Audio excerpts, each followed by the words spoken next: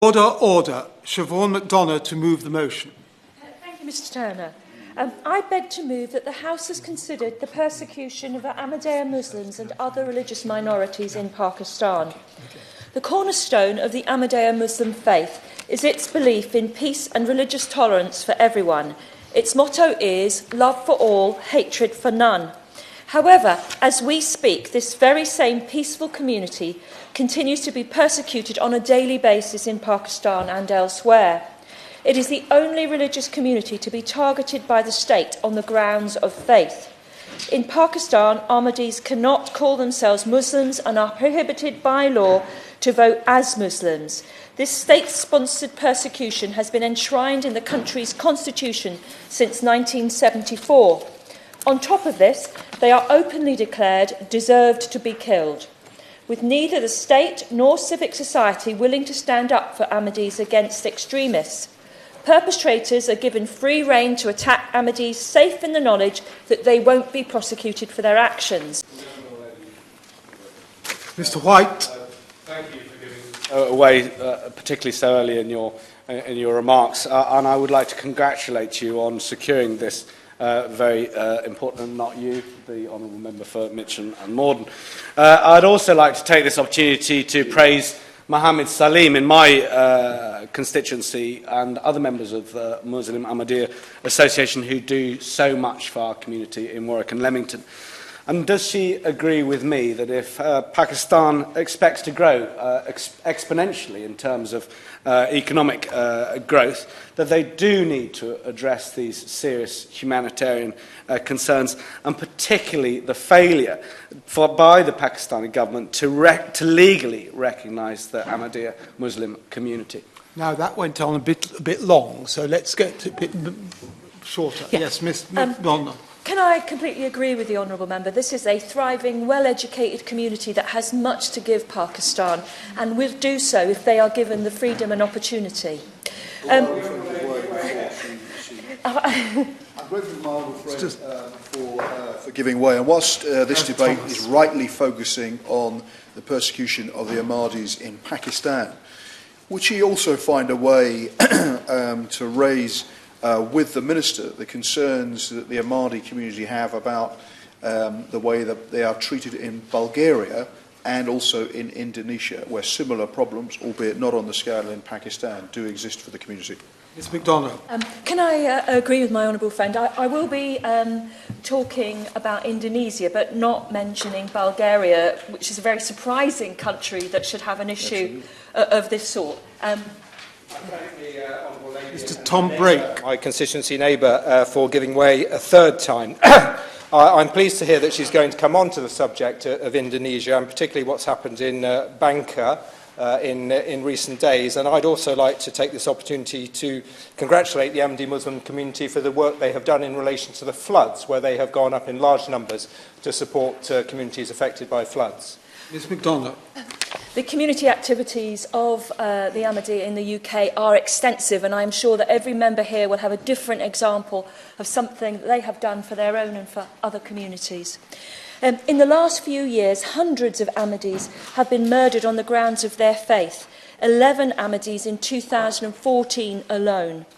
And this year, a vigilante mob targeted an Ahmadi farm in Gujranwala, setting their home alight and killing 3 family members, a grandmother and 2 little grandchildren. No arrests have been made, and Pakistani news channels refuse to air bulletins about the incident. It is quite shocking to think that the persecution the community face is enshrined in Pakistani law. It is a criminal offence for an Ahmadi to call themselves Muslim, refer to their faith as Islam, call their place of worship a mosque, or say the Islamic greeting, peace be upon you, punishable by imprisonment, a fine, or even death. This is a clear denial of basic human rights for Ahmadi Muslims to freely profess and practice their faith without state interference or persecution. And these laws, specifically against Ahmadi Muslims, also undermine the constitutional right of Pakistani citizens to practice freedom of religion. The estate's laws have emboldened other states and extremists to harass, attack and kill Ahmadis. The persecution of Ahmadiyya Muslims operates in many complex ways, as does the persecution of other religious minorities, which I hope we will explore in today's debate. Ahmadis are denied the right to vote. They are disenfranchised unless they declare themselves as non-Muslim. They remain the only disenfranchised group in Pakistan. Indeed, the Electoral Commission of Pakistan has further institutionalised this disenfranchisement. It has decided that Ahmadis can only be permitted to vote under a separate register by self-identifying as a non-Muslim minority and therefore by denying their faith. And while Ahmadis are registered on a separate electoral register, all other communities, whether Muslim, Sikh, Hindu or Christian, are listed on a unified joint register. The requirement of Ahmadis to deny their faith in order to vote has caused the disenfranchisement from Pakistani politics for over 30 years. And worse still, the separate Ahmadi electoral register is publicly available, making it much easier for extremists to target Ahmadis. Ahmadis are also denied the basic right of a fair trial. The vast majority of the terrible offences committed against Ahmadis go unpunished. It is crucial to note that no prosecutions have been brought in relation to any of the killings against Ahmadi Muslims. On top of this, Ahmadis are increasingly being charged and tried for terrorist offences. Take the elderly optician from Rabwah, Mr. Abdul Shakur. Mr. Shakur has been tried and convicted for 5 years under Pakistani Anti-Terrorism Act on false charges alleging the sale of an Ahmadi commentary on the Holy Quran. But Pakistan's anti-terrorism legislation was actually introduced to curb the rise of extreme sectarian violence in the country. It is extremely distressing to learn that this same legislation has been used to convict a 70-year-old member of one of Pakistan's most peaceful religious communities. Then there's Mr. Tahir Mahdi Imtiyaz, an editor of the Ahmadi monthly publication. Mr. Imtiyaz was arrested by police in March 2015, once again on false charges, this time under Pakistan's infamous blasphemy laws. Although the prosecution was unable to provide evidence that Mr. Imtiyaz had included blasphemous materials in his publications, Pakistan's Supreme Court judges rejected his pleas for bail prior to the trial. This was because those in the judiciary still fear of being viewed as being lenient on Ahmadis, and anti-Ahmadi sentiment pervades society. To this day, almost a year since his arrest, Mr. Imtiyaz is still incarcerated with no prospect of bail or trial date in sight. Both Ahmadi men have been arrested and imprisoned on false grounds as a result of the discrimination that is entrenched in Pakistan's justice system. I am sure honourable members will join me in the hope that the UK government will call on the government of Pakistan to immediately release Mr. Imtiyaz and Mr. Shakur. I would be grateful to the Minister if he could outline what the FCO is doing with respect to these two cases later on this afternoon. On that point, Honourable Friend Mr. Thomas draws attention to the immediate responsibilities of the Foreign and Commonwealth Office. But given that the aid budget to Pakistan is from the Department for International Development is very heavy, and that DFID has many opportunities for influence too, does she not agree that there needs to be a coordinated, cross-government démarche, if you like, to the various levels of the Pakistani government, both at state level and at federal level? Ms. MacDonald.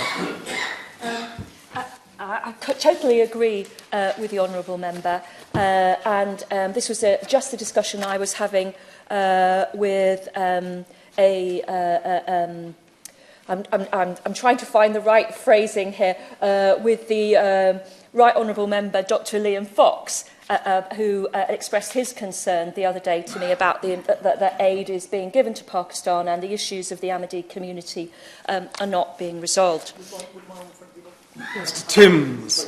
And I also want to congratulate her on securing this important debate, and I'm listening with a lot of interest to the point that she's making. The coalition government set up in the Foreign Office an advisory group on freedom of religion and belief. I think that was a welcome initiative. I wonder whether she shares my disappointment that that group hasn't been re-established since the general election, and there's a bit of a sense that this isn't taking the priority that it did have previously. Ms McDonough. I'm sure that my right honourable friend had a great input to that kind of initiative, and perhaps we could ask the Minister if he might also address the issue of the reforming of that group under this government later in his speech. The Ahmadiyya community is also denied the right to religious freedom and expression in Pakistan. On orders from the United Religious Clerics Board, all works by the religious group are now banned in the region of Punjab. This includes books, CDs, periodicals and newspapers, and it means hundreds of thousands of law-abiding Ahmadi Muslims across Punjab face police searches, criminal charges and up to 5 years in prison. But these are all religious texts and their censorship is totally unjustified. Contrast this with the sale of the, and excuse my pronunciation here, Tofia Kodianant, written by an anti-Ahmadi cleric in which he instructs readers not to leave a single Ahmadi alive on earth. The publication is freely available. It seems censorship does not apply to vehemently anti-Ahmadi texts. Sadly, Ahmadis are also the target of several religious extremist groups. The foremost of these is the Khatami Nabawat, whose sole purpose is to eradicate Ahmadi Muslims. Last year, it declared that it's jihad to shoot Ahmadis in the open. But I am sure honourable members will share my own shock that this is the same organisation is a registered charity in the UK, despite the fact that its Pakistan counterpart has these clear links with violence. I hope that the Minister will be addressing the issue later this afternoon. In addition, preachers of anti-Ahmadi hate are also spreading their repellent messages within our own UK borders via satellite TV and the internet. Ofcom has already fined several TV channels, including the Ummah channel, Takbir TV and DM Digital, for broadcasting anti-Ahmadi hatred. This overspill of anti-Ahmadi sentiments is extremely concerning because it's very difficult to police the incitement of hatred and violence against Ahmadis online and across borders. However, the situation needs continuous monitoring here, and the UK government needs to be mindful of anti-Ahmadi hatred pervading its own borders. We do not want the vile anti-Ahmadi messages to be spreading within UK borders. Mr. Tom Brake. I wonder whether, like me, she would hope that the work that is now being done by a government unit that's looking at Daesh in terms of tackling some of their propaganda, perhaps the lessons they are learning could indeed be applied to tackling some of the more abusive material that is coming out in relation to the Ahmadi Muslim community. I'm sure that is a very good suggestion. Certainly the situation here needs continuous monitoring, and the UK government needs to be mindful of anti-Ahmadi hatred pervading its own borders. Many Ahmadi Muslim mosques across Pakistan have been sealed and minarets have been demolished by police under pressures from extremists. Indeed, in May last year, the district of Chakwal ordered the minarets and arch of the local Ahmadi mosque to be destroyed. Ahmadis are even denied dignity in death. Their graves are frequently vandalised without any reference of Islam removed. Anti-Ahmadi sentiment also pervades Pakistan's civic society. The Pakistani Urdu press continues to publish fabricated stories inciting violence towards Ahmadis. This propagates the ideas that Ahmadis are at the root cause of problems in Pakistan. And in 2014 alone, at least 2,000 such reports were published. I do not need to remind honourable members how much publications and stories entrench and normalise discrimination. Meanwhile, Ahmadi students face systematic discrimination in schools and education institutions. This discrimination even extends to the literature students use. For instance, one Sindh textbook teaches children that Ahmadi Muslims are evil and exaggerates that anyone who is or becomes Ahmadi is worthy of being killed. The effect of these examples means that anti-Ahmadi discrimination is entrenched beyond generations. This situation in Pakistan... Mr. Paul Scully. Thank you very much I'm grateful for giving way, and congratulations. I congratulate the Honourable Lady for securing the debate today. Would she agree with me that in terms of textbooks, DFID actually places a great responsibility on educating children in Pakistan, and so therefore would there be any influence that we may bring to bear as a UK government in terms of the aid that we're giving specifically to education? Ms McDonough.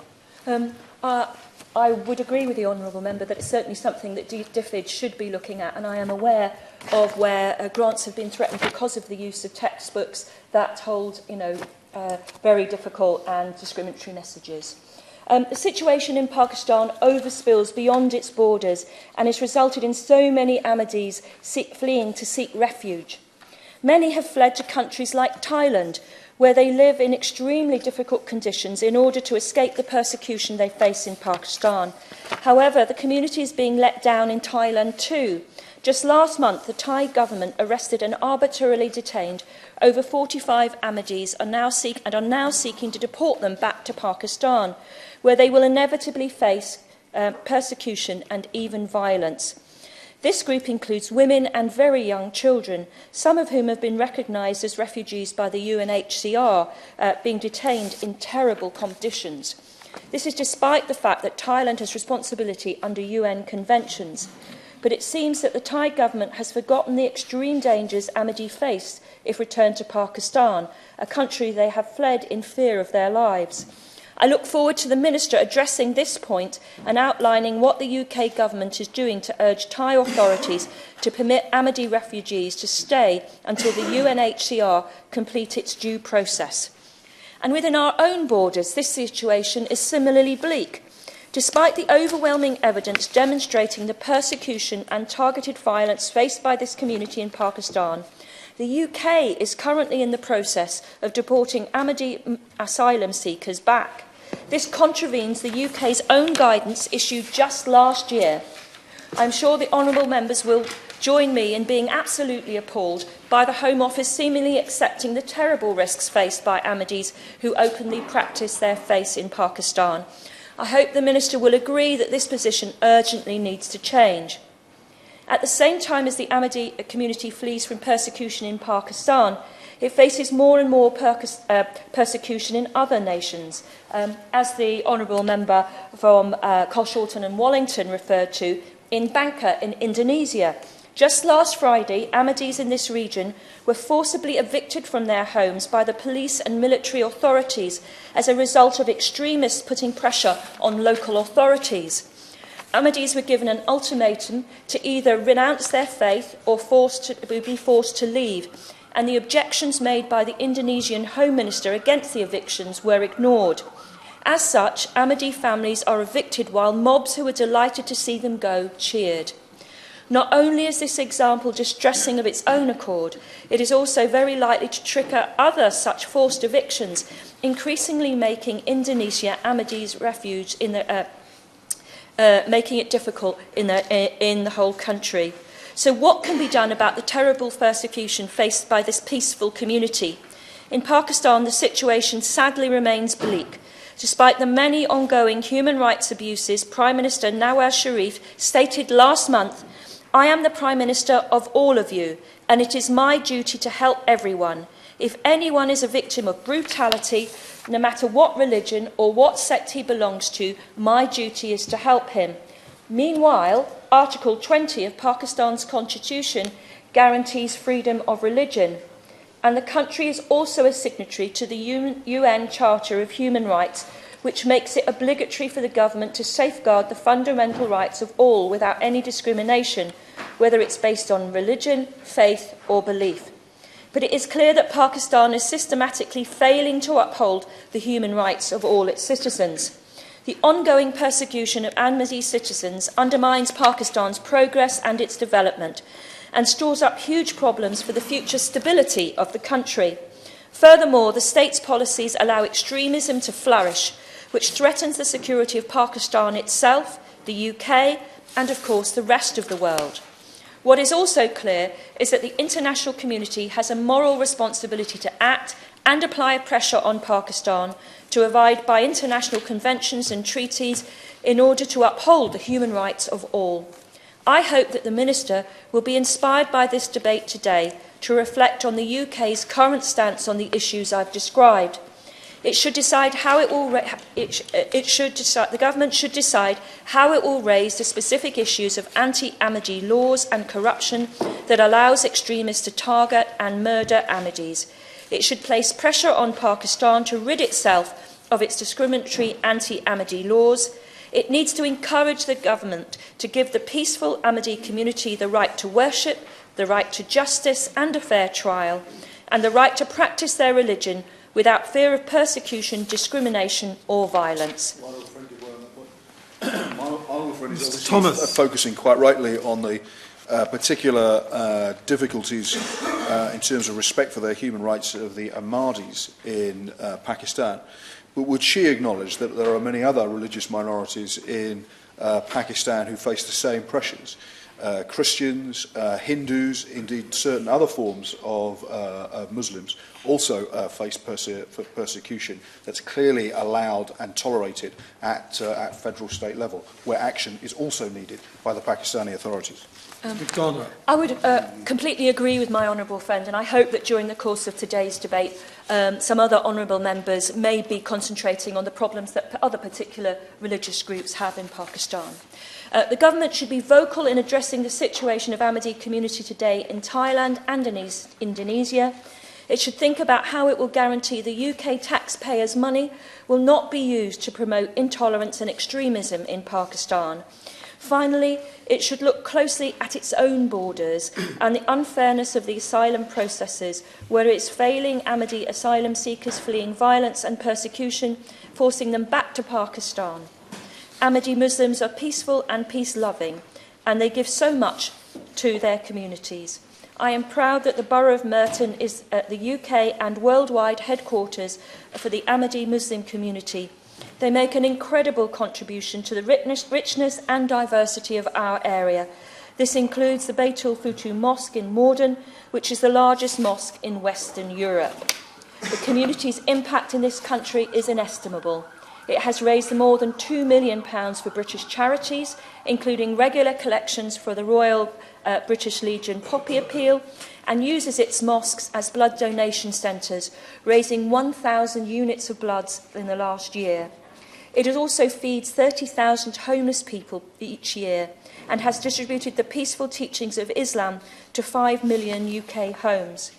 I believe that all honourable members should be proud to represent a constituency with an Ahmadi population. But we also have a responsibility as a House to do all we can to give the persecution of Ahmadi Muslims the international visibility it deserves. And I hope that today's debate will inspire the Minister into meaningful action to ensure that the UK plays its part in promoting the vital importance of freedom of religion, not only in Pakistan, but across the world. Yeah. The question is that this House has considered the persecution of Ahmadiyya Muslims and other religious minorities in Pakistan. Miss Fiona Bruce. Thank you very much, Mr Turner. It's a pleasure to follow the Honourable Member for Mitcham and Morden and to recognise the content of her excellent speech. The Ahmadis have indeed suffered greatly. Numerous attacks even whilst attending Friday prayers. And the vicious brutality of these attacks is magnified when considering their belief, love for all and hatred for none. How can we ensure that Pakistan's beleaguered minorities receive the help that they desperately need?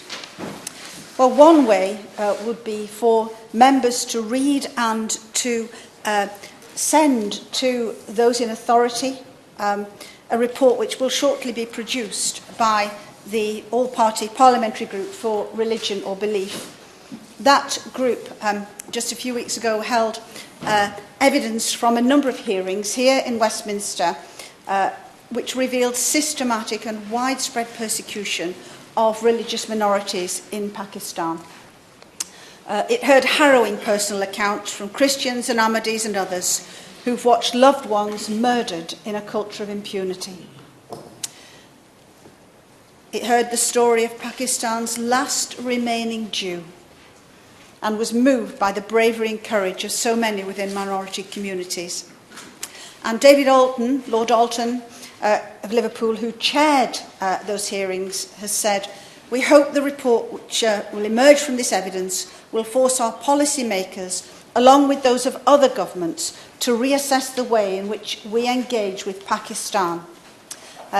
The evidence collated in those hearings will, as I say, be launched in Parliament here shortly and sent to relevant government bodies and parliamentarians and members of the International Panel of Parliamentarians for Freedom of Religion or Belief, which members might not be aware is now in existence in up to 60 countries. Recommendations will be sent to Home Office officials in charge of setting country guidance, who I'm glad to say also attended the hearings, as well as those who look at options for asylum seekers. And we hope too that this report will bring about tangible change in the UNHCR and the Home Office's approach towards minorities facing persecution in Pakistan and their pursuit in seeking asylum. So I do hope that members will look out for that report, which will catalogue how in today's Pakistan minorities ranging from the Ahmadis, as the Honourable Member has mentioned, to Sikhs, from Christians to Hindus, Buddhists and Muslims, from a Shia tradition, face relentless violence, profound discrimination and in some cases outright persecution. Members may be interested, and I hope will be touched to know, that in this very room, only a few weeks ago, the brother of Pakistan's outstanding Minister for Minorities, Shahbaz Bhatti, who was murdered 4 years ago, actually spoke in this room on this very subject. Dr. Paul Bhatti, a medical doctor, said, and I quote, "Since almost the last 2 decades, Pakistan has been facing a series of challenges with religious discrimination and persecution, sectarian violence, economic crisis, political instability and terrorism. Despite anti-terrorism reforms, promotion of religious freedom, support of the international community and precious sacrifices that have been made, not least on the part of his own brother, who spent 28 years of his life promoting interfaith community good relations." Dr. Paul Bhatti went on to say, "Despite the precious sacrifices that have been made, we still face the cruel and harsh realities of violence against weak and voiceless people of our community. We want this Pakistan without any discrimination amongst people of diverse faiths, where the weak and oppressed feel safe and respected. And as the father of our nation, Muhammad Ali Jinnah, said, we are all citizens and equal citizens of one state. This is the path we are following, indicated by Shahbaz. To see our beloved country where there is no discrimination between majority and religious minorities," and he cited Shiites, Sufi Muslims, Ismaili, Ahmadis, Christians, Sikhs, Hindus, Zoroastrians, Baha'i, and so forth. "Each of us," he said, "is on a road, a religious path to a spiritual destination, a place of consequences and accountability for our choices and actions." He had a commitment, as I know so many people do, in this place and across the world, to ensure that Pakistan enjoys peace and stability. And he in his speech in this very room stated, "I am convinced that religious freedom and education together can be the solution in the actualisation of world peace." Now, just as his brother, a minister in the Pakistani government, was gunned down, so too, in the hearings that were held just a few weeks ago in this place, members of Parliament heard of the burning alive of a Christian couple by a mob in an industrial kiln in Pakistan. They allegedly broke their legs, Apparently, rumours had circulated that they had burned verses from the Quran. Reports via BBC News NBC News state, their legs were broken, so they couldn't run away. They picked them up by their arms and legs and held them over a brick furnace until their clothes caught fire, and then they threw them inside the furnace. Bibi, the mother, was 4 months pregnant. Their children were forced to watch. If almost 5 years after the death of Shavas Bhatti, his perpetrators have still not been brought to justice, then what chance that the perpetrators who killed these two loving parents will be brought to justice? It is so right that we cry out in this place today on behalf of them and on behalf of so many others who are suffering in this way. I'd now like to turn, if I may, to a very specific point, which is the particular suffering of minority women in Pakistan, women of minority faith groups. And much of the rest of my speech will dwell on this, because they do suffer particularly. And I think it is particularly important that we, as a parliament, note this when we proclaim within our government such a priority on promoting the welfare and well-being of women and girls across the globe. And I know that it is very much a genuine priority of the Secretary of State for International Development, and I recognise and I want to pay tribute to what she has done personally in leading the charge to raise up the support for women and girls in so many countries across the world. I do hope that following today's debate, the UK government and those who are responsible for disseminating aid in Pakistan will pay particular note to the plight of women and girls in religious minorities in Pakistan, because they are doubly at risk of discrimination, and this is regardless of which minority faith they adhere to.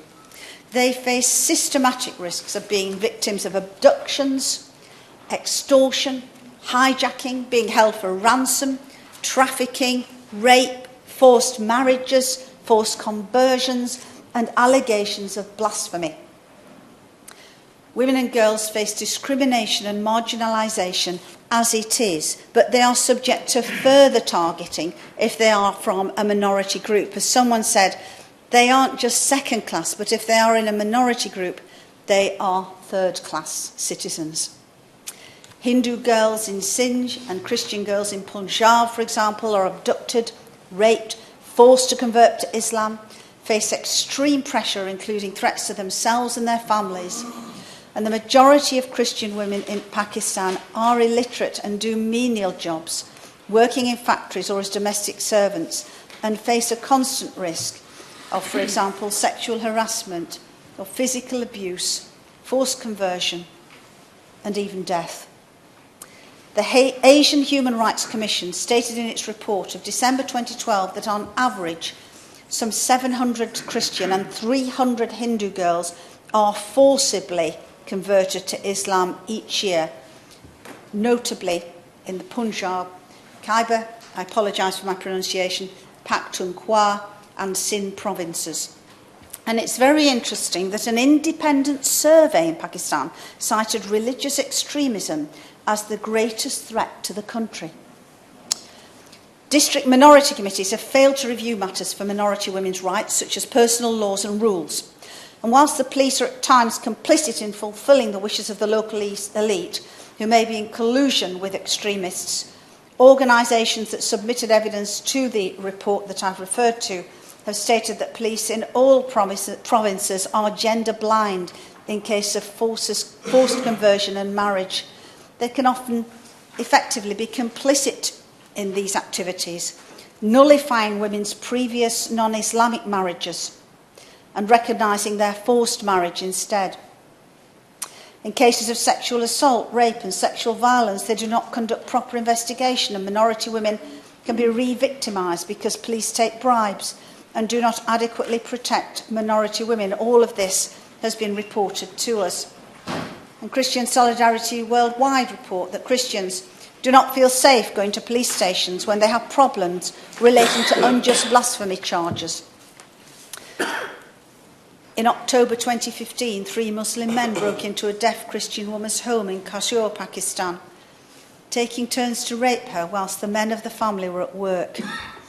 Despite this crime, the lawyer who is defending this woman admits the difficulty of getting the case to court to punish her perpetrators. The implementation of the Hudud ordinances, laws enacted as part of the Islamization process in 1979, has had seriously damaging consequences on all sections of Pakistani society. Women and religious minorities have in particular been targeted and victimised as a result of them. Notwithstanding the state's commitment of non-imposition of an exclusively Islamic code on non-Muslims, these ordinances, for the most part, control the activities of non-Muslims. Religious minorities under them remain liable to suffer punishments as gross as physical amputations and whipping for various offences, such as theft, whipping and even death for accusations of adultery. Christian women, like other minorities, face persecution and discrimination simply because of their faith. Their real and present dangers for women of non-Muslim faith are direct and substantial. Hindu women face particular difficulties. A key concern for Hindus is conversion to Islam, as well as the target of sexual abuse and forced marriage. This is increasing in recent years. The volunteer group REAL found that between 20 and 25 Hindu girls were forcibly converted every month.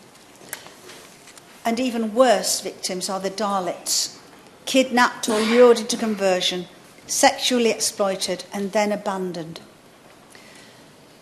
There is no legal mechanism for the government to register the marriages of Hindus and Sikhs, causing these women difficulties in inheritance, accessing health services, voting, obtaining a passport, and buying or selling property. Indeed, to avoid abduction and rape of daughters, it's even reported that Sikh families will marry off their daughters at extremely young ages simply to avoid them being abducted or to be involved in forced conversions and rape. Considering the risks women and girls from religious minorities face in Pakistan, we must, Mr. Turner, in conclusion, ask what is being done to support them. As I say, they are not just second-class citizens, they are third-class citizens. And taking into account the fact that Pakistan is one of the largest recipients of our bilateral aid, some £1.17 billion in support from the UK between 2011 and 2015, and whilst recognising the Secretary of State's clear priority to the support for women and girls across all of the countries that the UK provides aid to, we must ask whether our aid is being adequately used to support these women and girls who are being persecuted due to their faith. And I would urge ministers to review how our aid is distributed in Pakistan to ensure that it does not facilitate further persecution of minority women, but helps foster an environment of respect, plurality and freedom for them, and indeed for men of all religious denominations. Margaret Ferrier. Thank you, Mr. Turner.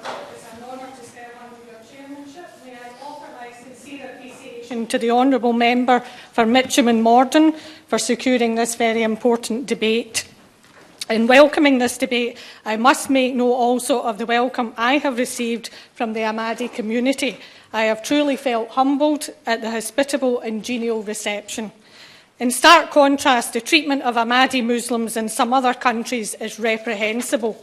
In Pakistan, the Ahmadi population are not simply treated with disdain, they are systematically subjected to discrimination that is very deeply ingrained in Pakistan's laws and culture. When a Pakistani Muslim applies for a passport or other identification, they are asked to sign an oath denouncing the Ahmadi faith. Mohammed Hanif, a BBC journalist, reported in 2010 on this injustice. In his own words, he said, "Like millions of other Pakistanis, I have signed this oath several times without giving much thought to exactly what Mr. Ahmad stands for. I want my passport, and if I have to sign up to a fatwa to get it, so be it." This policy also leads to the disenfranchisement of the Ahmadi population. There is an entirely separate electoral register for Ahmadis, and if they wish to vote, they must deny their beliefs. Our own history has taught us that the principle of universal adult suffrage is an ideal to be upheld. In Pakistan, Ahmadis are subjected, treated unequally, subjugated, treated unequally, just as women were in the UK within the last century. Whilst we must take care not to impose our values on others, we cannot stand idly by and watch others denied their right to vote, as set out in Article 21 of the Universal Declaration of Human Rights. Whilst Pakistan has made strides towards ensuring parity of esteem for other religions and denominations, the Ahmadis continue to be singled out and marginalised. They are also endangered by these policies. The separate electoral register not only stigmatises but identifies.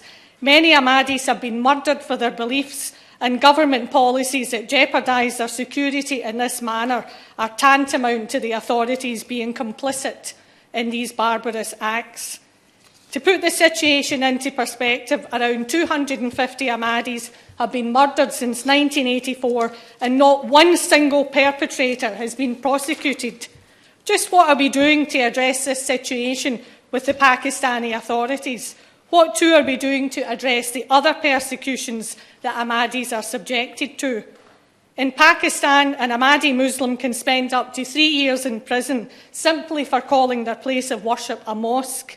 If their alleged offence is considered blasphemy, they can even face the death penalty. The law is designed to truly suppress beliefs and to designate Ahmadis as non-Muslims. This flies in the face of Pakistan's obligations as a signatory state of the International Convention of Civil and Political Rights. They have committed to freedom of religion for all, yet place incomprehensible restrictions upon Ahmadis. An example of such repression is that of the publisher of the Ahmadiyya Ansar magazine, who was arrested on false allegation of producing blasphemous material. Tahir was refused bail and has now been imprisoned without charge for the past 10 months. Whilst the shock that we may feel at this could be attributed to cultural difference, it's important to point out that these laws appear to contravene even the Constitution of Pakistan. This affords the freedom to profess religion and to manage religious institutions to citizens, yet this freedom continues to be denied. Reports of graves being desecrated and of burial rights being denied. There have been horrendous massacres at 2 mosques in Lahore, leaving 86 dead. There are reports of arson and other attacks riled up by extremist rallies. Now, whilst Ahmadis are denied the right to peaceful assembly, these hate rallies, unfortunately, do not seem to be subject to the same restrictions. We cannot stand by and allow this to go on. As a fierce advocate, and the Minister knows this, of global human rights, I wish to see a firm stance being taken by the UK government. The Ahmadi community in the UK make an enormous contribution to our society, so we owe it not only to them, but to ourselves to make an effort to right these wrongs.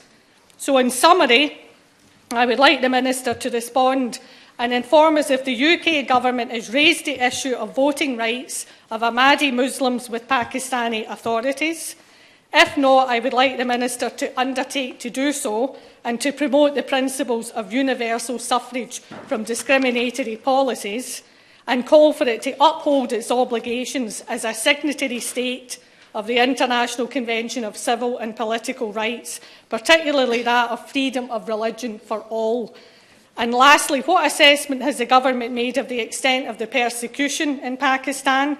How has the UK government pushed Pakistani authorities on the matter of religious persecution? How will the government use its influence to further push Pakistani authorities?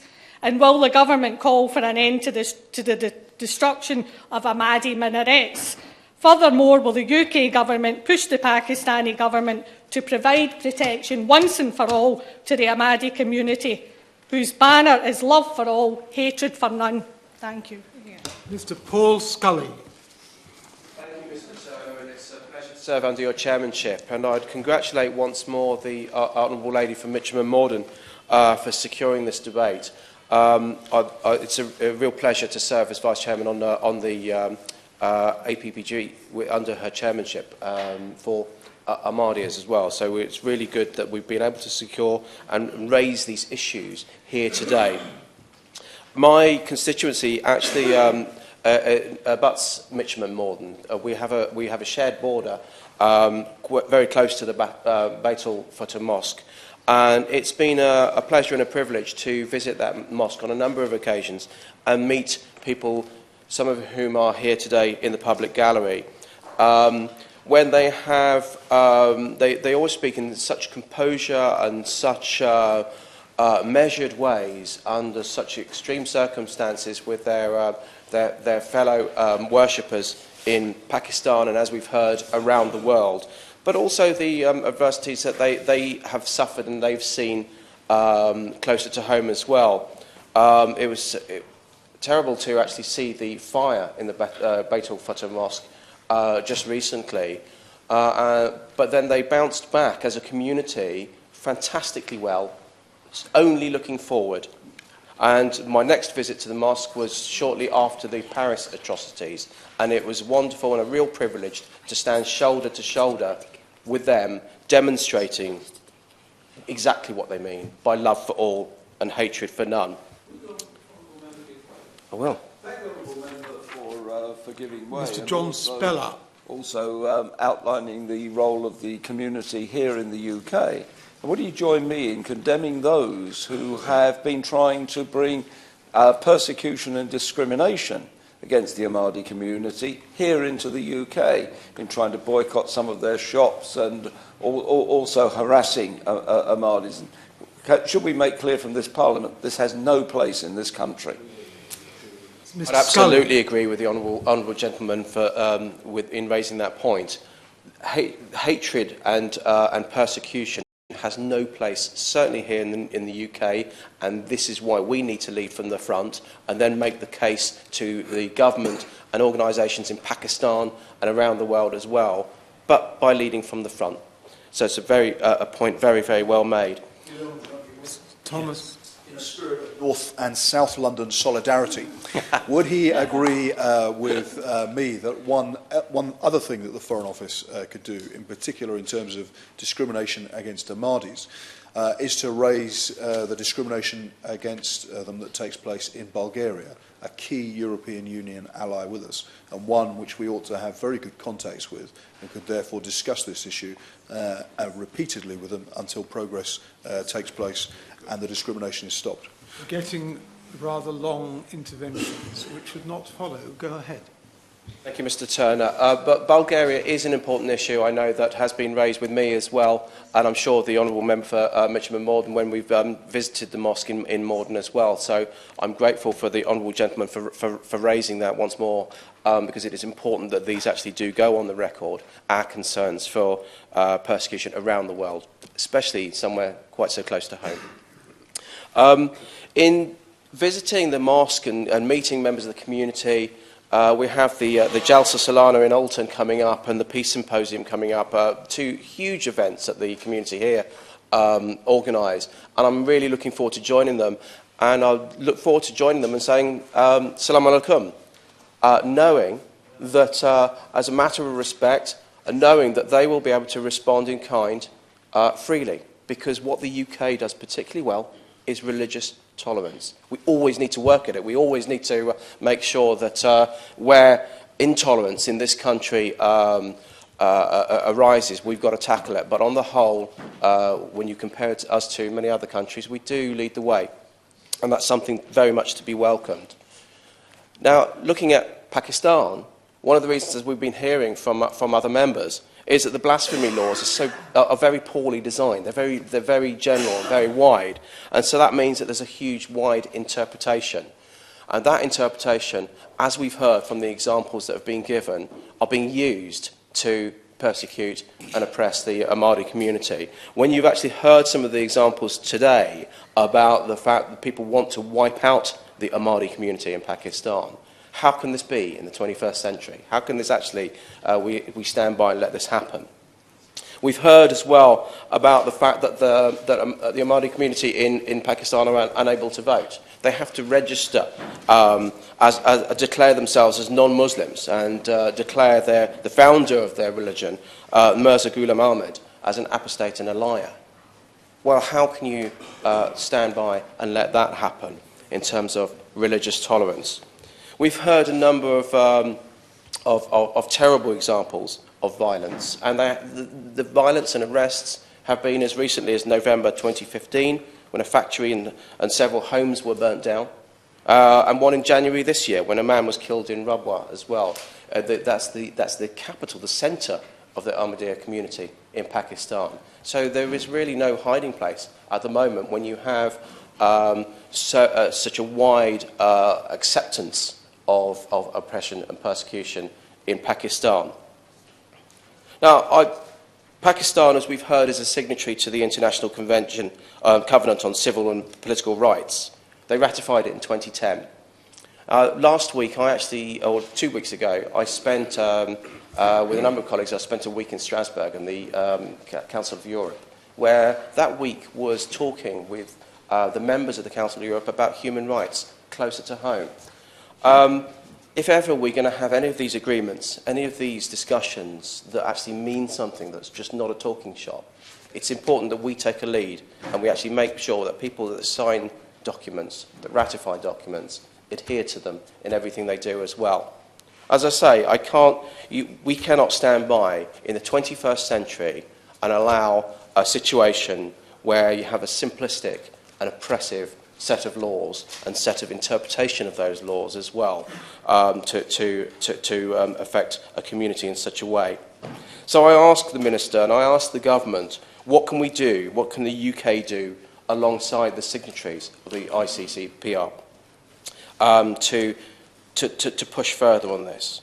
What can we do with our UK aid to further transparency, to make sure, as was mentioned earlier, about textbooks, that we're using our aid in terms of education as a leverage, if you like, to be able to make sure that religion is taught as widely as possible without the situation that we have at the moment where textbooks are skewed very, very much against the Ahmadiyya community.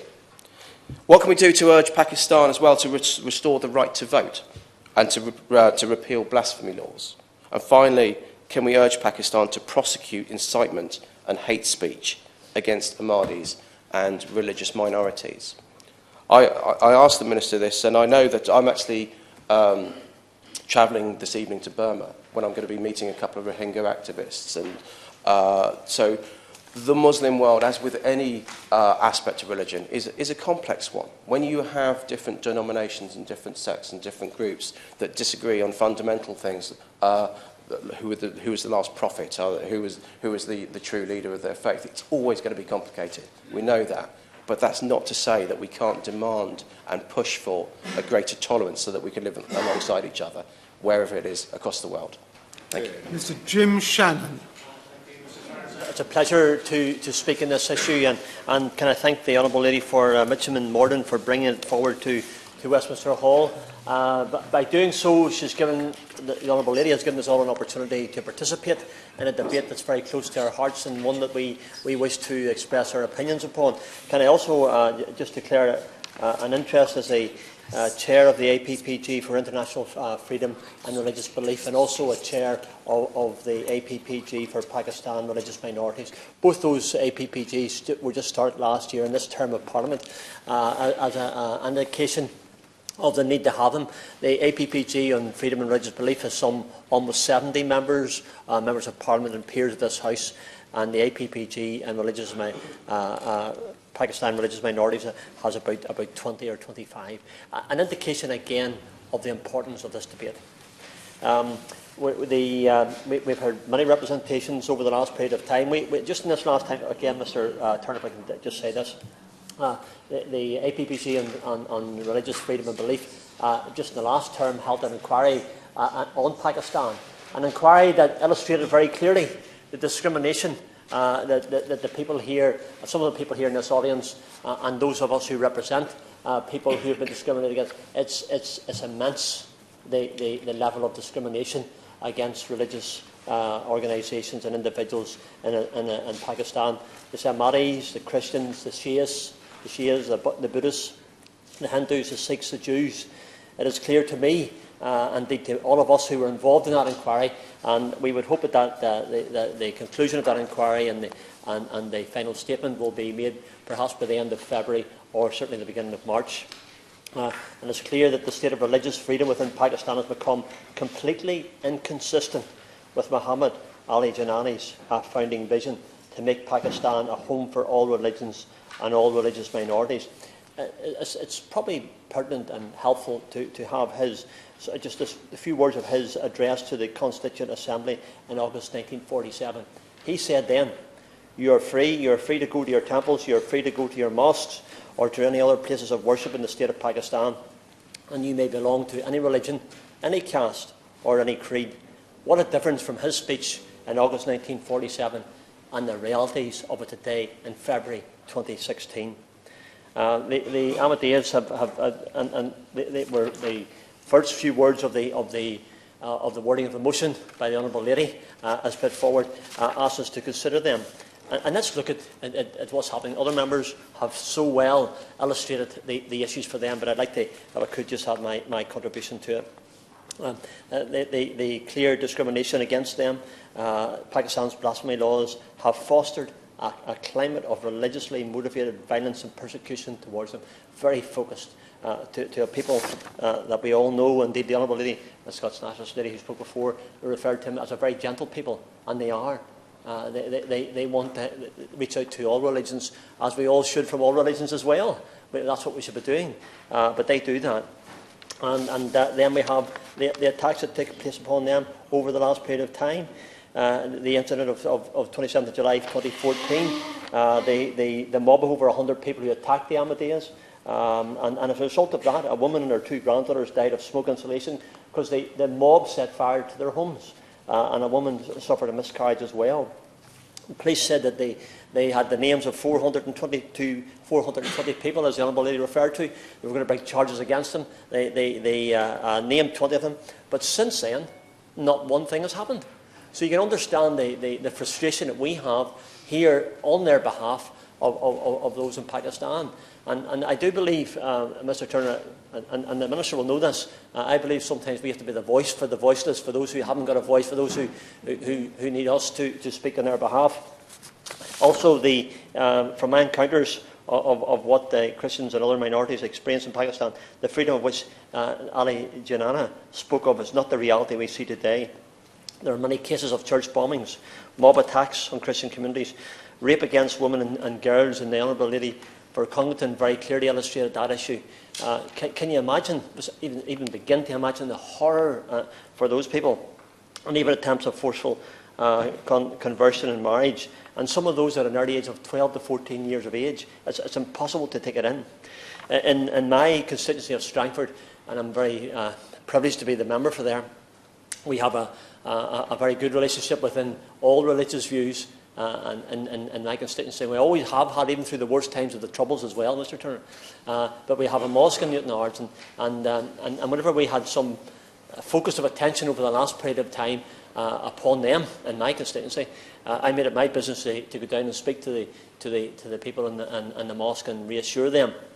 And I think it's important to do so, and I met them on their Friday as well, when they were having their service, to ensure that they knew that their Member of Parliament was going to speak for them, as he should do and as he would do. Regardless of which minority faith or individual belongs to, they are all subject to similar practices of discrimination and persecution. That's the fact of Pakistan today. The much maligned blasphemy laws, for instance, have been a particular vehicle that has been used against all minorities for egregious violations of religious freedom. All religious minorities have fallen victim to this law, which, as the USC IRF note, inappropriately positioned governments as arbitrators of truth or religious rightness, empowering officials to enforce particular religious views. So very clearly, government in Pakistan uses it for their own ends. The laws also embolden, and they do embolden, extremists to commit violent acts against perceived blasphemers. What in their eyes, and we've seen some of the film illustrations of that, where people in high positions of some of the religions are very violently and aggressively speaking out against other religions, and that can't be allowed to continue. While false accusations of blasphemy have served as a pretext to incite violence and permitting lynch mobs, the Shia's community have experienced a number of attacks as well. One that left 20 people dead in February 13, 2015, and dozens injured. Again, their mosques have been attacked by militant groups with a disregard for human life is of serious concern. More recently, some 40 Ismaili Shia Muslims in Karachi in May 2015 marked a new low which has left in sectarian violence, and has left Pakistan's religious minorities fearing for their lives. We've had attacks upon other churches and mosques and across Pakistan, one that left 60 people dead. The Pakistan authorities, I believe, must bring to justice the perpetrators of violence committed in the name of religion in this and many previous attacks, in fair trials and without recourse to the death penalty. In other words, make them accountable under the law, which unfortunately they haven't been, at least not up until now. The British Pakistan Christian Association estimated that about 50% of blasphemy charges are against religious minorities, meaning that, given population size, minorities are 10 times more likely to be targeted by blasphemy charges, and that's a reality. Here's some of the figures, here's some of the stats. Pakistan's National Commission for Justice and Peace estimate over the last 25 years, out of 1,060 blasphemy cases, 450 of them have been against Muslims, 457 against the Ahmadis, 132 against Christians, and 21 against Hindus. Very clearly, that illustrates where the focus of the persecution of the blasphemy laws are doing against religious minorities in Pakistan. Although Pakistan is yet to execute anyone charged with blasphemy, mob violence often ensues with the accused as well as their families. Local communities and lawyers are targeted, and all too often the laws have been used as an instrument for revenge and personal vendettas. How often this happens, Mr. Turner? Personal vendettas use the religious thing as a per user. We'll get them because it suits our circumstances. Property disputes, political rivalry, marital disputes, and religious differences. They use it sometimes for their own ends, and how can we ever let that happen? As the Human Rights Commission of Pakistan highlight, other state bodies such as the police are fearful, prejudiced, and often, can I say this with real respect, often incompetent in cases of blasphemy. The police fail to properly investigate cases and follow correct procedures. Incidents have occurred where those accused of blasphemy have been killed by the police or prison guards. I mean, where can you be safe if you're not safe in prison from your attackers? If you're not safe in the police from your attackers? I mean, that's the reality of life in Pakistan today, and that's why this debate in Westminster Hall today is so important, and why we're so grateful to the Honourable Lady for bringing it forward and giving us that chance to speak on it. I would like to just make some comments about the persecution of Christians in Pakistan. I know the Honourable Lady for Congleton outlined some of those. I perhaps would like to add to them. We have the case of the Christian road sweeper from Lahore who was sentenced to death by hanging. He hasn't been. He was fined 200,000 rupees, and he was also an argument amongst friends that out of some vague information of the blasphemy laws, and then the accusations take place after that. We have the case in 8th of November 2010 when a woman was sentenced to death under Section 295C of Pakistan's Penal Code for allegedly insulting the Prophet Muhammad during an argument with a Muslim lady. And then there was a price put on her head. We have other allegations of blasphemy as well. We have the case of in Lahore, the churches in Lahore, and where 14 people were killed and another 70 injured. And we have also the attack on the church in Peshawar, where some 80 people were killed. All these things add to the concerns that we have. Young Christian and Hindu girls forced into marriage at the earliest of ages, as was said before as well. We have the case of the late Punjab governor, Salman Taseer, was killed by his own official police guard for criticising blasphemy laws, and the killer was revered by thousands around Pakistan. I mean, what is wrong whenever that happens? With the additional rise of mobile communication technology, individuals' photographs can be easily obtained and shared to affiliate extremist groups where perceived blasphemers are suspected to have fled. So there is often no safe haven whatsoever within Pakistan. Pakistan's continuing refusal to reform or repeal the blasphemy laws creates an environment of persistent vulnerability for minority communities, placing all members of such communities at real risk. One of the most brutal spates of violence took place on the 14th of November 2014 against a Pakistani couple, which the Honourable Lady has referred to. The Shama Biba and Shazaz Masid were lynched and burned to death in a brick kiln. The couple were killed by a crowd of some 1,200 who were incited to violence by a false rumour, that was false, that they had committed blasphemy by burning pages of the Quran. Although there were some arrests, most of the mob got away. There's a strong suspicion that those arrested and charged, as is usually the case, will be acquitted free of charge. Their children were left orphans and watched the debauchery and the horror that happened to their parents. This is reality for Christians and other minorities in Pakistan. Discrimination and persecution is at times facilitated by the inaction of police and sometimes even instigated by them. Discrimination in education, discrimination in employment, discrimination in health, discrimination in politics, every level of society. As a Christian, it is particularly worrying that Pakistan is currently ranked 6th on Open Doors' World Watch list of the worst persecutors of Christians, and has been marked as out of 79 out of 100. I tell you, that's a score you wouldn't want to have, Mr. Turner, even in your best results, given it the classification of extreme persecution. USC IRF has also consistently deemed Pakistan a country of particular concern, and that underlines it again. And according to Aid to the Church in Need, Christians in Pakistan find themselves at the centre of a crisis, suffering some of the bloodiest persecution in the country's history, facing ever more calls to abandon their faith, discrimination at work and at home, and attacks on their livelihood. In practice, without the right to freely express their religion in word or action, some Christians feel the government is failing to provide Christians the right to be Pakistani.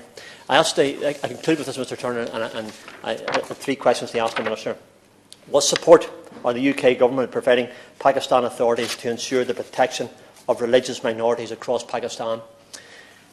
Will the UK government put pressure on the Pakistan authorities to reform the blasphemy laws as a matter of urgency and to provide effective safeguards against their abuse? And will the UK government put pressure on the Pakistani authorities to investigate and prosecute attacks on religious minorities in a thorough and transparent manner? We in this House are charged with to be the voice for the voices, to speak out for those who have them, who can't speak for themselves. Today this House has done that, and we look forward to the Minister's response. Thank you. Mr. Turner, as we've heard, Ahmadis are peace-loving Muslims, and yet, like other peace-loving people, like our own history of Christianity, and even today, they're persecuted in many parts of the world, and especially in Pakistan, for no other reason than their beliefs. Almost 40 years ago, as we've heard, the Constitution of Pakistan was amended to declare Ahmadis as non-Muslims, to denounce them effectively as heretics, not allowed to refer to their places of worship as mosques, or quote publicly from the Quran.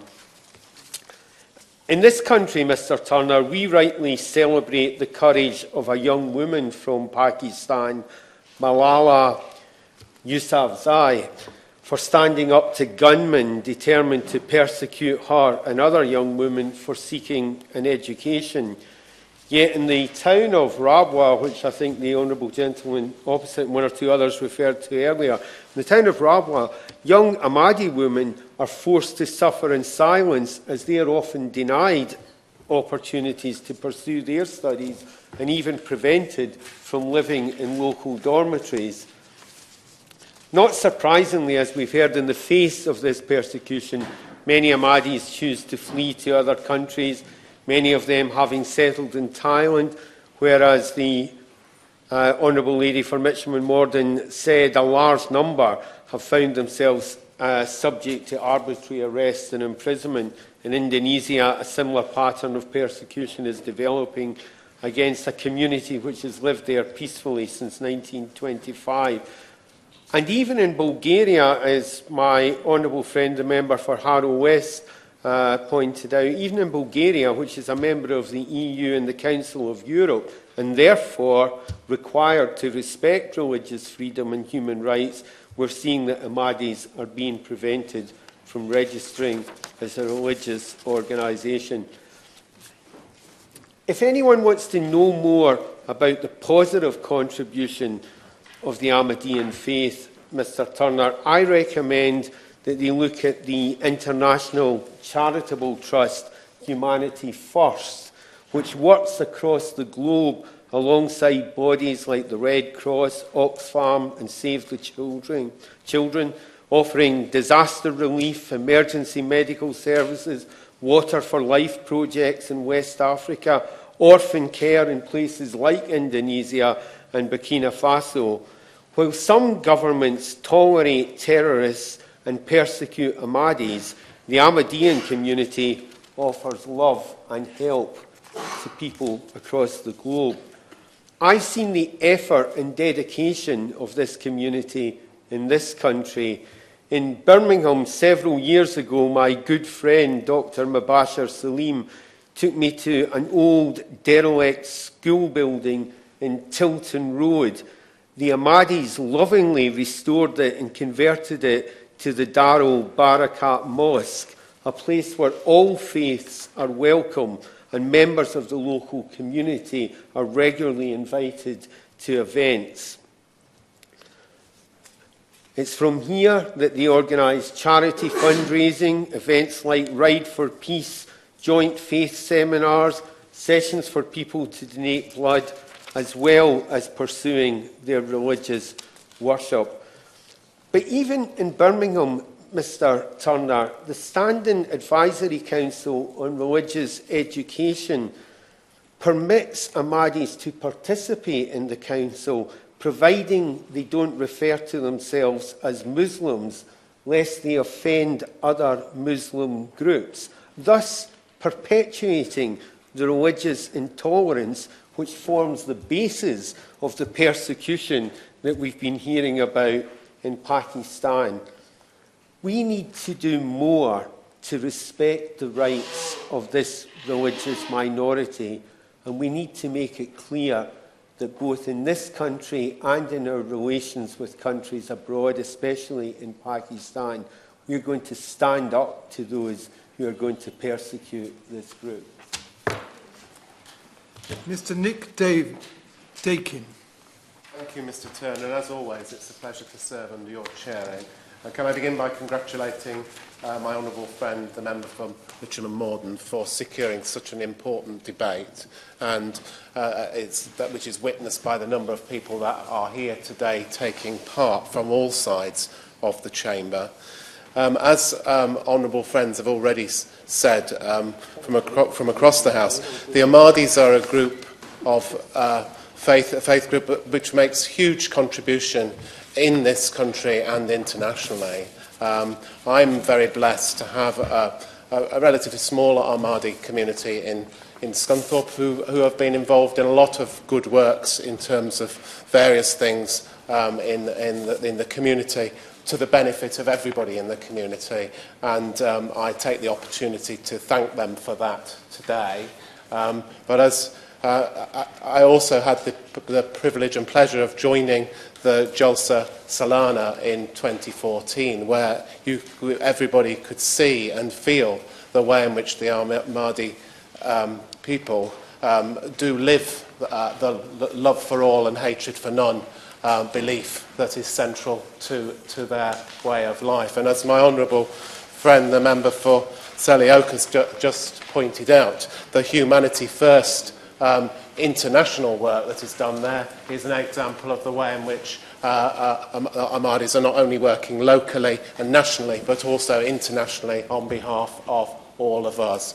So they should be commended for that, Mr. Turner, and the fact that they suffer in the way they do in Pakistan in particular is to be condemned. Mr. Muzaffar Ahmad from the local Ahmadiyya community in my constituency said to me recently that persecution of any religious group should be taken seriously and dealt with. If this is not addressed at the source, it can proliferate and reach our country as well. And he went on to say that sadly there have been examples of discrimination closer to home, and obviously in a democratic society such as the United Kingdom that is very tolerant, we address those examples of discrimination and worse, and we deal with it effectively in our own way. But sadly, in Pakistan, the Ahmadiyya Muslim community is the only religious community to be targeted by the Pakistan state on grounds of faith. Ahmadis have been denied basic rights, the right to life, to vote, freedom of faith and dignity after death. And on paper, the Constitution of Pakistan does not permit discrimination for school admissions on the sole basis of religion, and the Pakistan government, as many members have already indicated, has signed the Covenant on Civil and Political Rights, which, as honourable members know, guarantees a variety of religious freedoms. However, and I want to focus particularly on access to education, Mr. Turner, to attend school in Pakistan, students must disclose their faith when applying to schools. And this is a hindrance to the ability of Ahmadi Muslims to gain access to education. As I hope everyone in this room and beyond know, education can absolutely transform young people's lives, and to be given a lesser education based on religion is nothing less than appalling. As the Honourable Member for Congleton has already pointed out, there's been particular discrimination of women and girls by the Pakistan state, and women and girls are particularly affected by discrimination because the style of their hijab is distinctive, and this prevents them from participating fully in educational and professional settings, potentially furthering gender inequality in Pakistan. Furthermore, Ahmadi children can be bullied because of their faith in schools, and there is some evidence that schools that have a large number of Ahmadi students are generally assigned teachers who are less effective. All these things affect the quality of education received by Ahmadi students. I want to give a couple of examples, Mr. Turner, which illustrate this discrimination in action. The case of the students in the district Layar serves as a worrisome reminder of how unfounded allegations can result in children being arrested and held in jail for months with no regard for their right to educational welfare. On 28th of January 2009, at Kot Sultan district Layar, 4 children and 1 adult were accused of blasphemy and arrested under section 295C of Pakistan's penal code, which carries the death penalty. The police arrested the accused without establishing a credible prima facie case, charging them without evidence and before conducting any investigation. The children were accused of graffiti, which defiled the name of the Prophet Muhammad on the toilet walls of a local Ahmadi mosque. The inspector of the case admitted that, quote, the police do not know of any substantial evidence that links the 4 students with the crime, and there was no evidence that anything had ever been written in the first place. The accused children were later moved to DJ Khan prison, and the prison is located a long distance from their hometown, making visiting difficult for relatives. Despite the arrests, many speeches and protests were made to boycott the Ahmadis. Looting and threats of violence took place to the expense that Ahmadi Muslims feared for their lives and were forced to move their families out of the area. And all this took place despite the fact that the 2 men who were the prime movers of the accusation did not bring anything forward of any quality. The children remained unlawfully detained for 6 months before finally being granted bail. And this is just one example of the sort of thing that has been going on and is going on, and that we should condemn.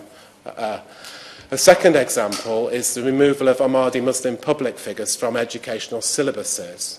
Obviously, the people who are in our syllabuses are partly create role models of achievement and other things. So no educational syllabuses include major Ahmadi Muslim public figures who shaped the history of the country. And Ahmadi Muslims contributed to the establishment of Pakistan in 1947, and prior to the anti-Ahmadi laws, served the country with distinction in every sphere of life.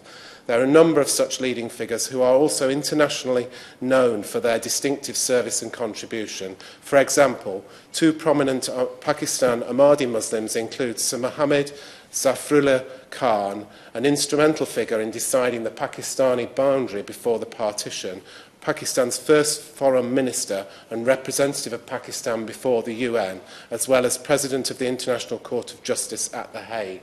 So a significant figure.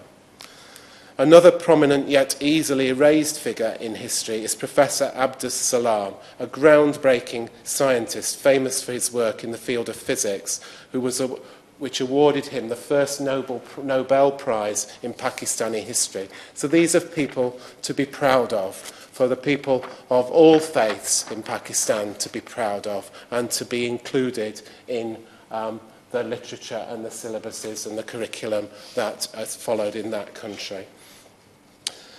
So there are many more examples of discrimination and prevention of access to education that I could detail, Mr. Turner, but I won't, because I want to be brief. It is important, and I look to the Minister, it's important that we use our leadership role to encourage and ensure that Pakistan allows fair access of people of all faiths to fair education in their country. To be denied that is to be denied a central human right.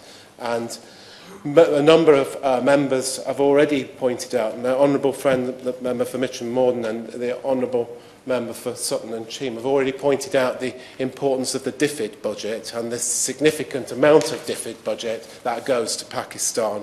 And really, we should ensure that that is not going without a commitment by that state to tackle these deep-seated issues and make sure that all young people, wherever they're from, have proper access to education, and that the Ahmadis are no longer restricted to that access in the way that is currently taking place. So I would ask the Minister, when he comes to respond, if he can indicate what steps the British government is taking to ensure aid isn't being misused by the Pakistani government to promote religious intolerance and discrimination, and how he is using the aid that is being given as an encouragement and as a lever to ensure that these practices that come to our attention too often cease and that proper access is given. And I'd also ask the Minister what steps the British government is taking to ensure that universities in the United Kingdom don't partner with universities in Pakistan who are promoting religious hatred and discrimination within their educational materials or recruitment and admissions procedures. Thank you, Mr. Turner. Naseem Shah. Thank you, Chair. Regret your chairmanship, Mr. Turner, and I would reiterate what my colleagues have said and congratulate the Honourable Member for Mitcham and Morden on securing this debate. Let me start with the words of Muhammad Ali Jinnah, the founding father of a nation, in his first presidential address to the Constituent Assembly of Pakistan, 11th August 1947. You are free to go to your temples, you are free to go to your mosques, or to any other place of worship in this state of Pakistan. You may belong to any religion, caste, or creed.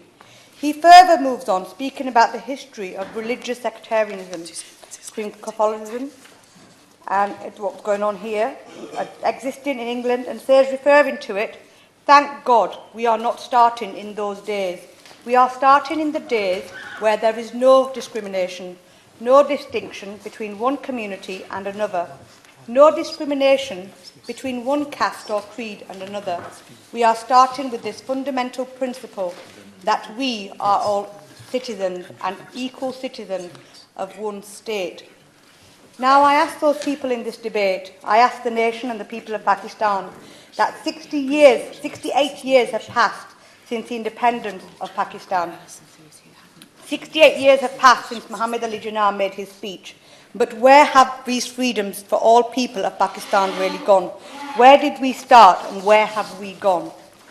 A nation consisting of 191 million people, according to the latest UN estimates, is now seeing huge human rights violations and abhorrent discrimination targeting 4% of its minority community. Over time, I have spoken in this House against the rise of Islamophobia in Europe and United Kingdom. Nevertheless, I stand here today as somebody from a minority community, as a proud Member of Parliament, and as a Muslim who can very easily go to my mosque, in fact, go to any mosque belonging to any sectarian denomination with no threat to my life or religious freedom. I am deeply saddened that as a minority I have all these freedoms, yet minorities in Pakistan, such as Ahmadis, Christians, Sikhs, Hindus and other minorities don't have a religious freedom that Muhammad Ali Jinnah once advocated, but have to instead face religious persecution. This religious persecution that over the years has led to thousands of vile crimes being committed against minority communities. According to only one report by the United States Commission on International Religious Freedoms, between January 2013 and June 2013, in just 6 months, there were a total of 108 attacks on minority, leading to 82 deaths. From those killed, 22 were Ahmadis, 11 Christians, 2 Hindus, 1 Sikh, and 16 from other minority groups. However, it has to be made clear, with the fight against the war on terror in Pakistan, the rise in extremism and the questionable implications of outside factors funding this extremism through the teaching systems within some madrasas, it has further intensified the persecution against minority communities. When we take a look at the Shia community, a recognised Muslim minority community by the state of Pakistan, yet sectarianism and extremism has led to heinous crimes being committed against them. The South Asian Terrorism Portal founded that Shia killings from 2002 to 2013 totaled 2,086 people. What is more worrying is the fact that, according to this data, in 2002 and 2003, there were 6 and 2 Shias killed in the sectarian hate, whereas there were 399 and 410 Shias killed in 2012 and 13. Clearly, we can see a rising level of hate, but one of the biggest concerns is that the rising level of extremism is leading to further extremist groups declaring the Shia community as non-Muslims and as heretics, for they are recognised by the state for being Muslims, and thus validating them for wajibul qatl, deserving to be killed. If this is the case, and the level of persecution of a community recognised by the state, one can only imagine the conditions of fear and terror other minority communities are living within Pakistan today. This week, Chair, we have seen many events across this Parliament and across the country by my Pakistani brothers and sisters, and talking about the official holiday in Pakistan to represent the solidarity with the Kashmiris. And I've spoken in many of them, and I will reiterate and say again that if we are to stand for the persecution and the freedoms of the Kashmiris, we must also stand against the persecution of any minority. If you are on the side of justice, it does not matter whether you are religious, of no religion, of what colour, of what gender, of what race, caste or creed. We must speak against it all. To end, I believe the state of Pakistan has gone through some challenges, especially with tackling terrorism and extremism, to which the armed forces and the people of Pakistan have sacrificed thousands of their lives fighting against. Nevertheless, we must all stand together against all forms of hate and persecution. And I would welcome Pakistan and encourage Pakistan through this address to perhaps hold a religious minority conference with hundreds of world scholars of likes which took place in Marrakesh only in the last few weeks.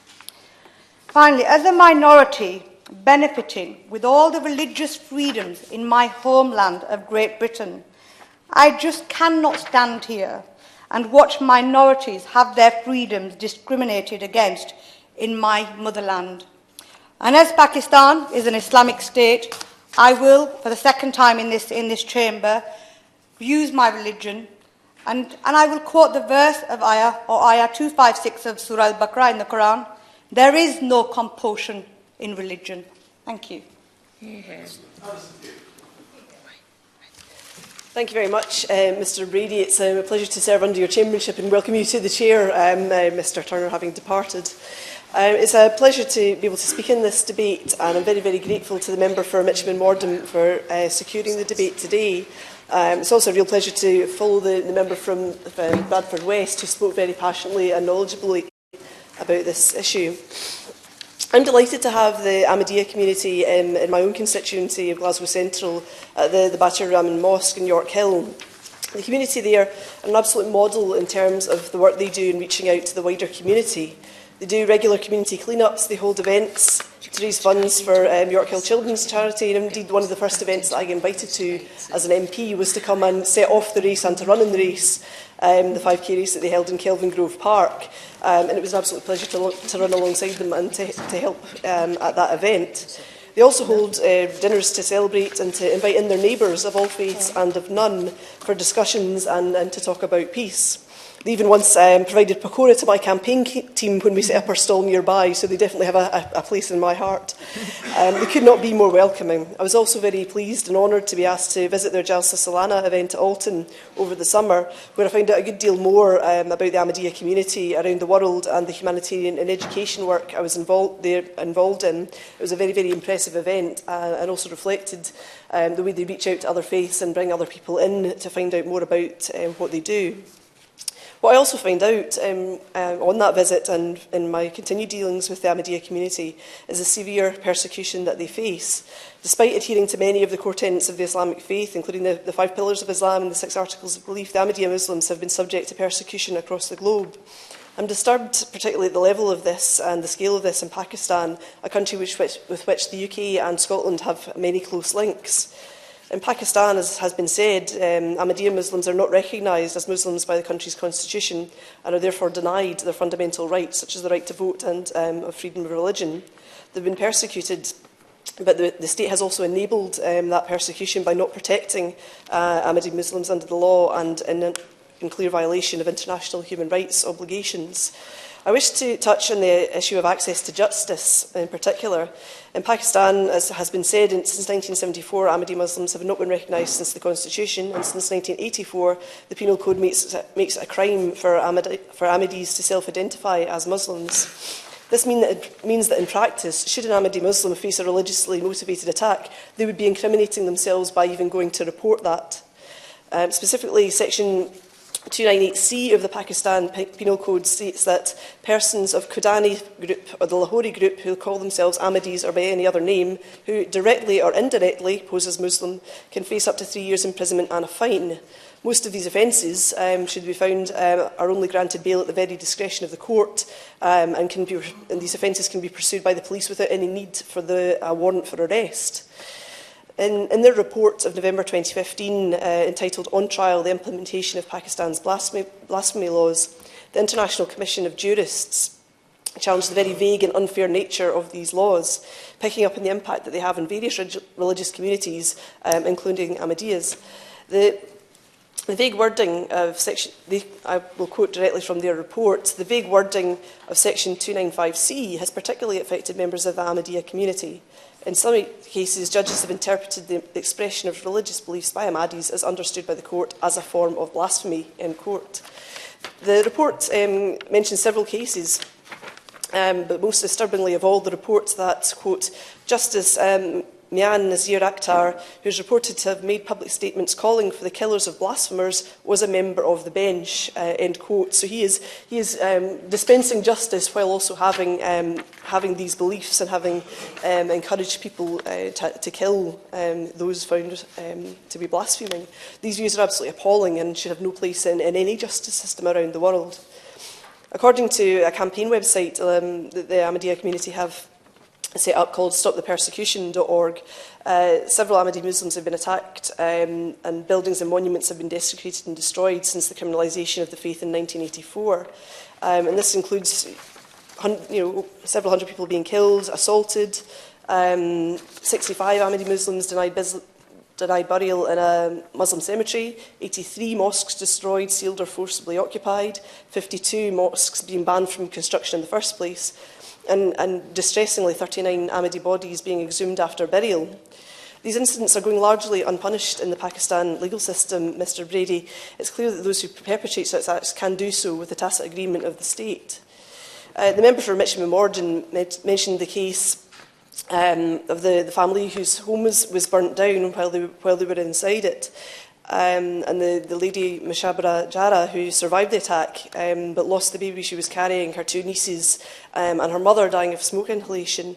The incident which sparked this seems to have been from a blasphemous Facebook post, it was claimed, by an Ahmadi youth. It seems absolutely incredible that somebody making a comment on social media could result in the burning down of people's homes and the attacking of a community. But this is just a picture of the discrimination that this community faces in Pakistan.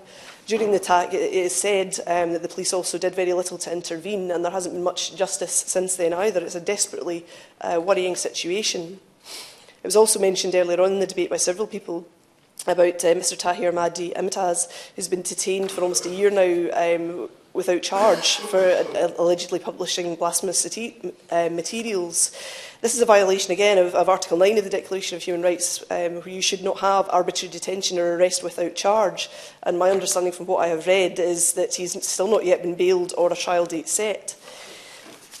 Mr Brady, the anti-blasphemy laws in Pakistan allow for wide-ranging complaints against persons, and it's reported that this is often used against the Ahmadiyya community as well as other religious minorities in the country. This government, I would hope, would agree with me that this is unacceptable, and I would like to see this government using the influence that we have in our long-standing relationships with Pakistan in many different ways to challenge the government of Pakistan to change this position and to scrap this very unfair, unjust and discriminatory law. Pakistan is ostensibly supporting the Universal Declaration of Human Rights, so it must fit in with that and remove the anti-Ahmadiyya laws from its constitution. Thank you. We now move on to the three wind-up speeches. And I call Tasmina Sheikh. Thank you very much indeed, Mr Chair. It's a pleasure to serve under your chairmanship. Can I also take the opportunity to welcome members of the Ahmadiyya community here to today's debate. You're most welcome. And also to thank the member for Mitcham and Morden for securing this debate. In the first place, I'll also declare an interest with my friend as a member of the APBG for International Freedom of Religion of Belief too. I was going to start with a quote of Muhammad Ali Jinnah, but as is usually the case, the member from Bradford West has stolen my thunder before I've even begun. But I will make reference to your speech later on in my remarks. The member for Mitcham Morden talked through a number of specific cases which were of great interest in relation to human rights and issues in Pakistan relative to voting, the blasphemy laws and the rights to religious freedom, and called upon the UK government to seek immediate release of Mr Imtiaz and Mr Shakur, and we are hoping indeed to hear from the Minister in that respect. An excellent point was made in relation to the use of the deferred budget in Pakistan, and I was in Pakistan just last year and attended a number of meetings with ministers there and can assure all of those here today and beyond that issues of persecution of minority people of minority faith, minority religions and communities was brought up at every single meeting, and I think it's important and look forward to hearing from the Minister ensuring that the deferred budget can be used to greater effect in that respect. The member also mentioned Prime Minister Nawaz Sharif's remarks regarding being the Prime Minister for all of Pakistan. And again, I'm looking forward to hearing from the Minister on how those words can be brought more to bear in a practical sense. We then heard from the Honourable Member for Congleton, who spoke also about the Minister for Minorities of Pakistan, who was also here recently, who spoke of his brother and also quoted Muhammad Ali Jinnah, a well-quoted person here today, and also spoke of the plight of minority women. And as is always the case, women are always disproportionately affected in such issues. We then heard from my friend, the Honourable Member for Rutherglen, who thanked the MD community with whom she's been engaging in her constituency, again speaking about issues of the electoral register, which are resulting in disenfranchisement of people, which is something we should be working hard to guard against. The Honourable Member for Sutton, she made a number of excellent points, and I pay tribute to your pronunciation of Assalamu alaikum, which is one of the best I have heard.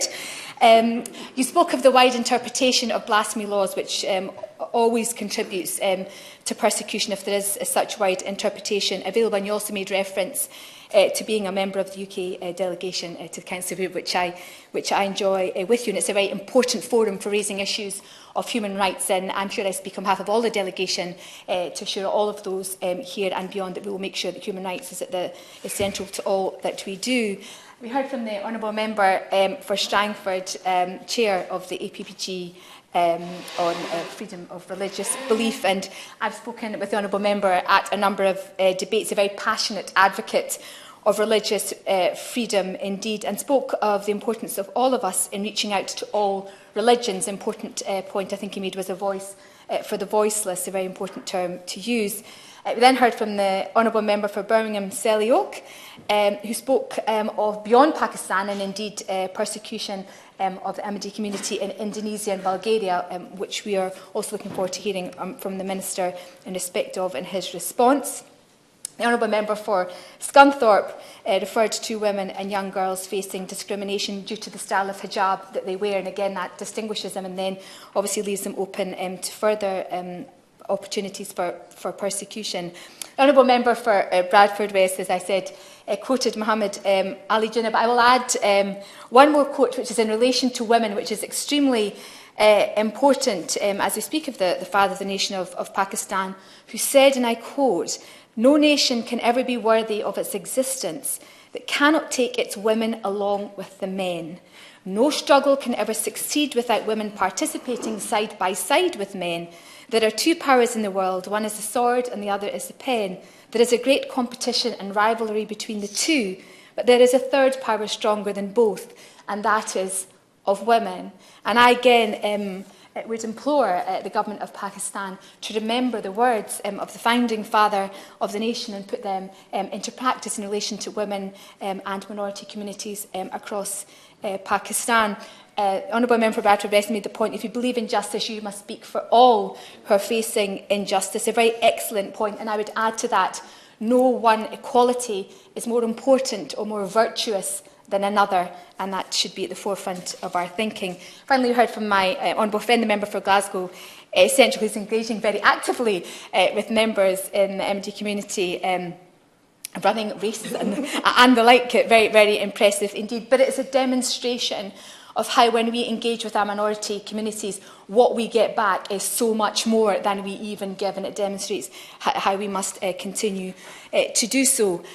Just in a final few points I'd like to make before closing my remarks. There have been a number of questions raised and asked of DFID actually in relation to the promotion of religious tolerance, and an answer from Desmond Swain from the Department of International Development was welcome, because it mentioned that DFID supports the rights of all groups to follow their religious faith and to live safe lives, and wherever possible programmes in Pakistan seek to ensure that is the case. Now, I welcome that most recently the head of DFID in Pakistan raised this issue in October as part of the bilateral assistance talks, and I'm keen that that type of engagement should continue because it's necessary. But I would ask the Minister in his remarks if he might let us know what level and proportion of the UK's development funding in Pakistan is invested in such projects. I asked a parliamentary question about the makeup of the Community Engagement Forum, which was set up a little while ago in relation to sort of community cohesion across these islands. And the Home Office confirmed that a number of members of the MD community were represented on the Prime Minister's Community Engagement Forum, Fareed Ahmed from the Ahmadiyya Muslim Association and Farooq Aftab, the General Secretary from the Ahmadiyya Muslim Youth Association, both welcome appointments indeed. The debate pack produced by the House of Commons Library, which you will all have had access to and seen, is extensive, but details a number of parliamentary questions and answers on similar types of topics that have been raised in this debate today. But what none of those answers actually contain is any evidence that the pressure brought to bear by the UK government in Pakistan on issues relating to the persecution of religious minorities has had any positive effect. So I'm hoping in the Minister's response we'll be able to hear some words that will offer encouragement to those of us who have participated in today's debate and indeed members of the MD community who are listening to the debate today. So I would say that on behalf of the SNP we are of course opposed to religious persecution. Religious freedoms are a fundamental human right, and we are disappointed that the Pakistani government continues to condone and conduct religiously motivated attacks, and we call upon the Foreign Secretary to press the government of Pakistan to take action against all religious persecution. Pakistan should, and it's a point raised when we were there with the British Council, reform its blasphemy laws, which are incompatible with the International Covenant on Civil and Political Rights, which it has signed. And we call, finally, on the Foreign Secretary to take further steps to stop the death penalty in Pakistan. Thank you. Thank you very much, Mr. Brady, and it's a pleasure to serve under your chairmanship. It doesn't seem very long ago that I was sitting on that side of the table, and it was also a pleasure to serve under the chairmanship of Mr. Turner, who has now left. I am very grateful to my honourable friend for Mitcham and Morden for introducing this important debate today. Religious intolerance and persecution should have no place anywhere in the world today, but unfortunately, as we've heard so clearly this afternoon, it does, and it is a matter of huge regret that those countries, especially the country we're discussing this afternoon, Pakistan, continues to persecute minorities, not just the Ahmadiyya Muslims, but other minorities too. This afternoon, as well as the powerful opening speech from my honourable friend for Mitcham and Morden, we heard from, I hope I can call her my honourable friend for Congleton, with whom I served recently on the International Development Committee, who always stands up for the rights of Christians and other minorities in other countries of the world, but also draws to our attention the plight of women and girls so often suffering along with the persecution of minorities. We then heard from the Honourable Member for Rutherglen and Hamilton, who made a very powerful and very well-researched speech. The Honourable Gentleman for Sutton and Cheam, who clearly is an expert and who takes a great passion and interest in matters of persecution and religious freedom. My honourable friend, the member for Strangford, who I know is a champion for the rights not just of Christians, but other countries where the Christians are minorities and other minority religious communities. My honourable friend, the member for Birmingham Selly-Oak, who always speaks so well on any issues related to home affairs, especially that of discrimination. My honourable friend for Scunthorpe, he and I have worked very closely on many issues to do with the persecution of minorities, and not just religious minorities. And we've travelled, indeed, to India together to see the plight of the Tibetan Buddhist community there. And my honourable friend for Bradford West, my near neighbour, as I'm a member in Leeds, who spoke so powerfully from personal knowledge and understanding about the persecution of Ahmadiyya Muslims and the state of Pakistan today. The Honourable Member for Glasgow Central, again, who spoke about her communities that she represents and is proud to represent, and suffer the kind of persecution that we've heard so much of today. And finally, of course, a very good summing up speech from the spokesperson for the SNP, the member for Ochil and South Perthshire. Now, we also had some very relevant interventions from the member for Worley, member from Harrow West, and the member from Warwick and Leamington, I think, all of whom are no longer in their place. Mr. Brady, in Pakistan today, religious freedom is consistently trampled upon by state laws, as we've heard so clearly. And, of course, sectarian violence arises from that. There have been calls by the United States government agencies such as the US Commission on International Freedom to designate Pakistan a country of concern, with the possibility of the USA removing its aid to Pakistan. In this country, in the UK, the Home Office and civil society groups such as Human Rights Watch and Amnesty International have documented persistent and increasing sectarian violence against religious minorities in Pakistan. The Washington Post in April 2013 stated that Pakistan now tops the worst list for religious freedom. Mr. Brady, Ahmadiyya Muslims are particularly targeted for persecution, as we've heard from so many speakers this afternoon, with laws restricting the practice of their religion and used often to threaten and harass them. The Honourable Member for Mitcham and Morden stated that it is shocking that the persecution of this community is enshrined by law, and it certainly is shocking to all of us in this room, all of us who are Democrats and believe in religious freedom.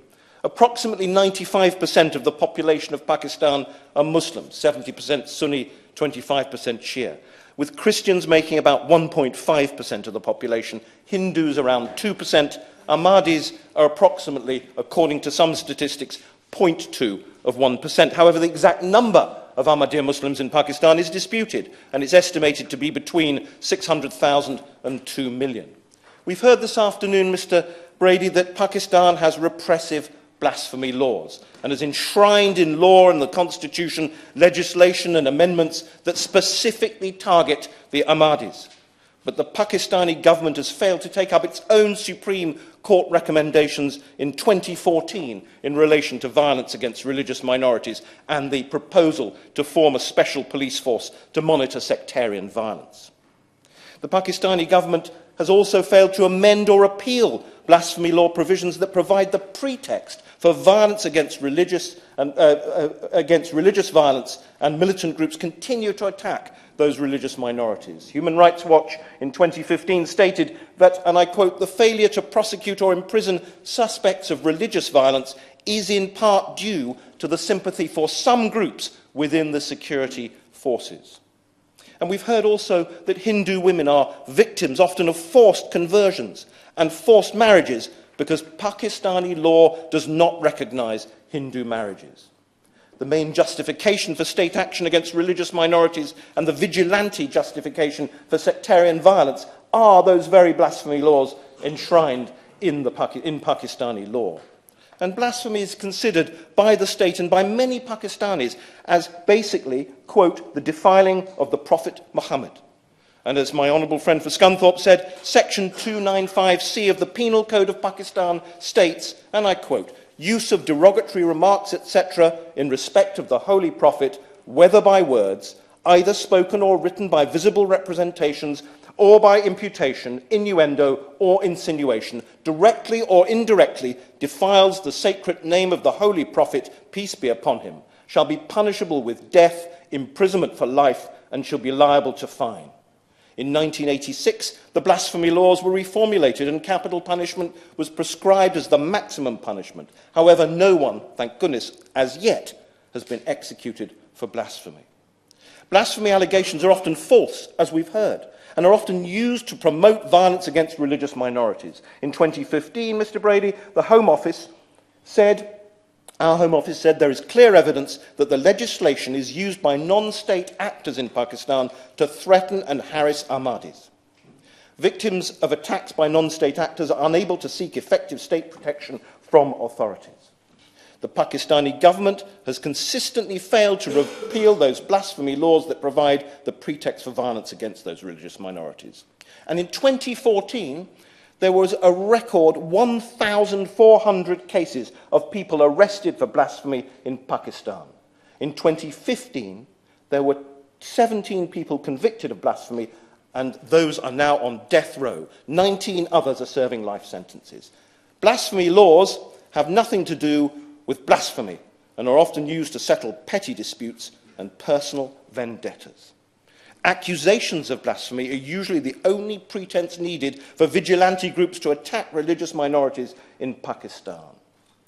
Saima Baig, a Karachi-based environmentalist, wrote in the Huffington Post recently, and we've already heard this case, a man named Abdus Salam, who was an Ahmadi, won the Nobel Prize for Physics in 1979.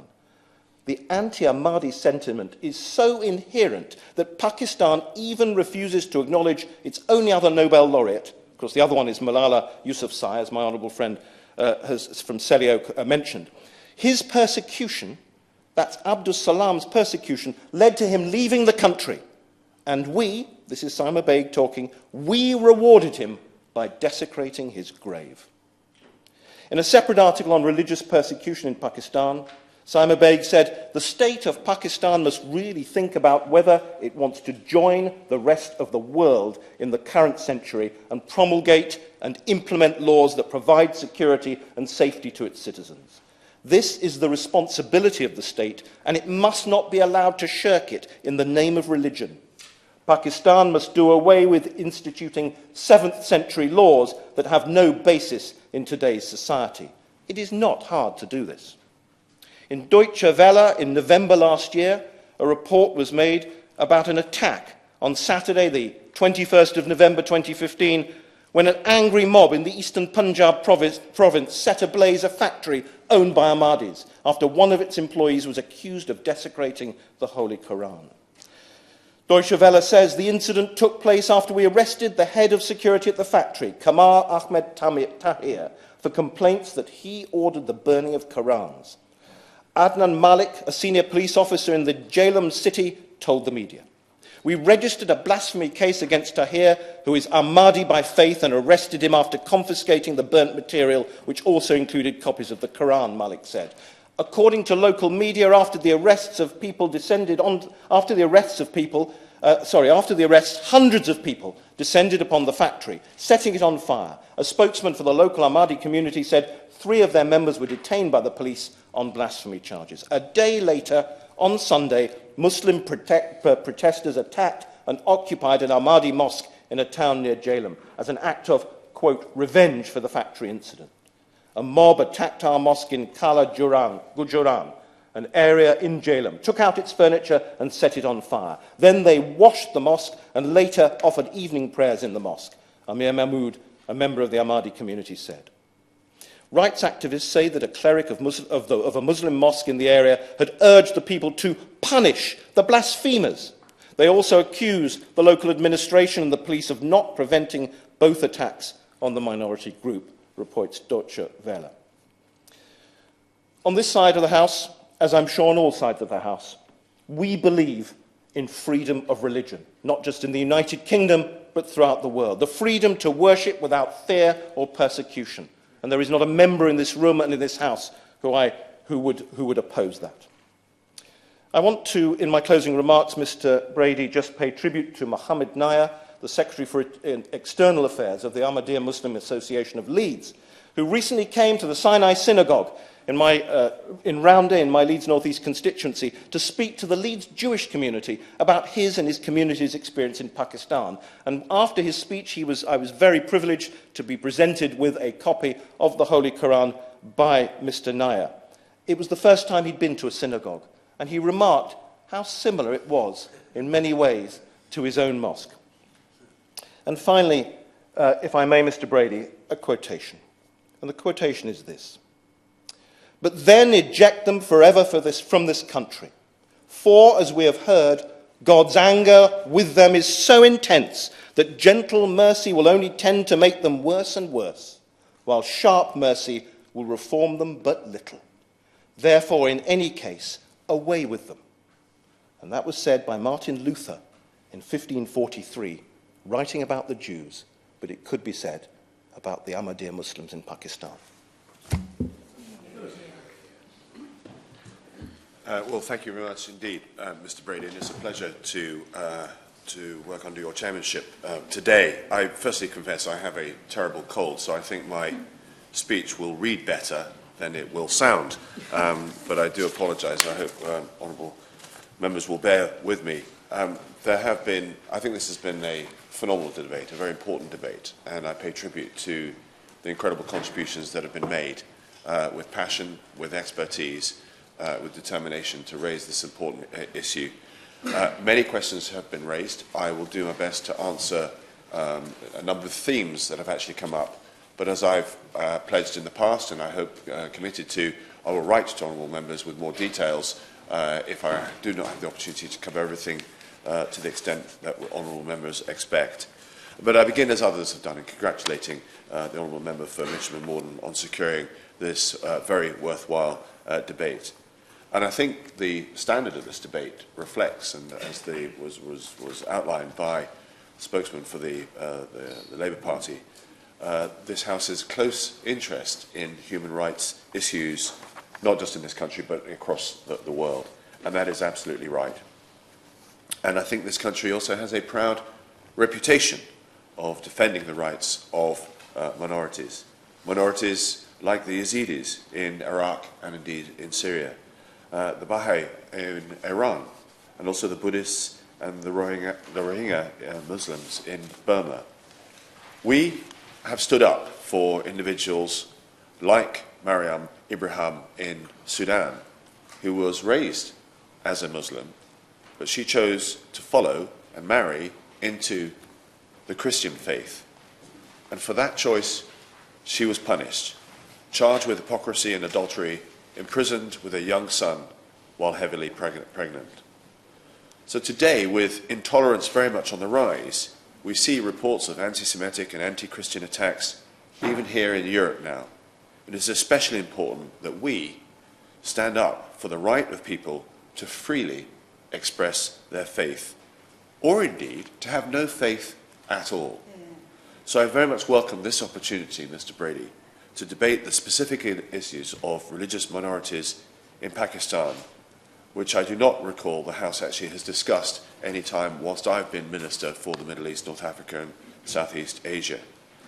My honourable friend Sutton Cheam raised the important role and indeed the contribution that the diaspora plays in this country, and then others have mentioned it as well. And that is so important to recognise that, and I'm glad it's been expressed here today. Now, before going into the details, I'd just like to say on the outset that we have a very strong and very powerful and important relationship with Pakistan. We have a historical one. They are a close ally in the Commonwealth, and we have a commercial relationship as well now, bilateral trade moving towards £3 billion. There are shared security interests that we have in the region, and there's, as I mentioned, a massive diaspora relationship we have with thousands of people moving backwards and forwards from Pakistan to this country every single month.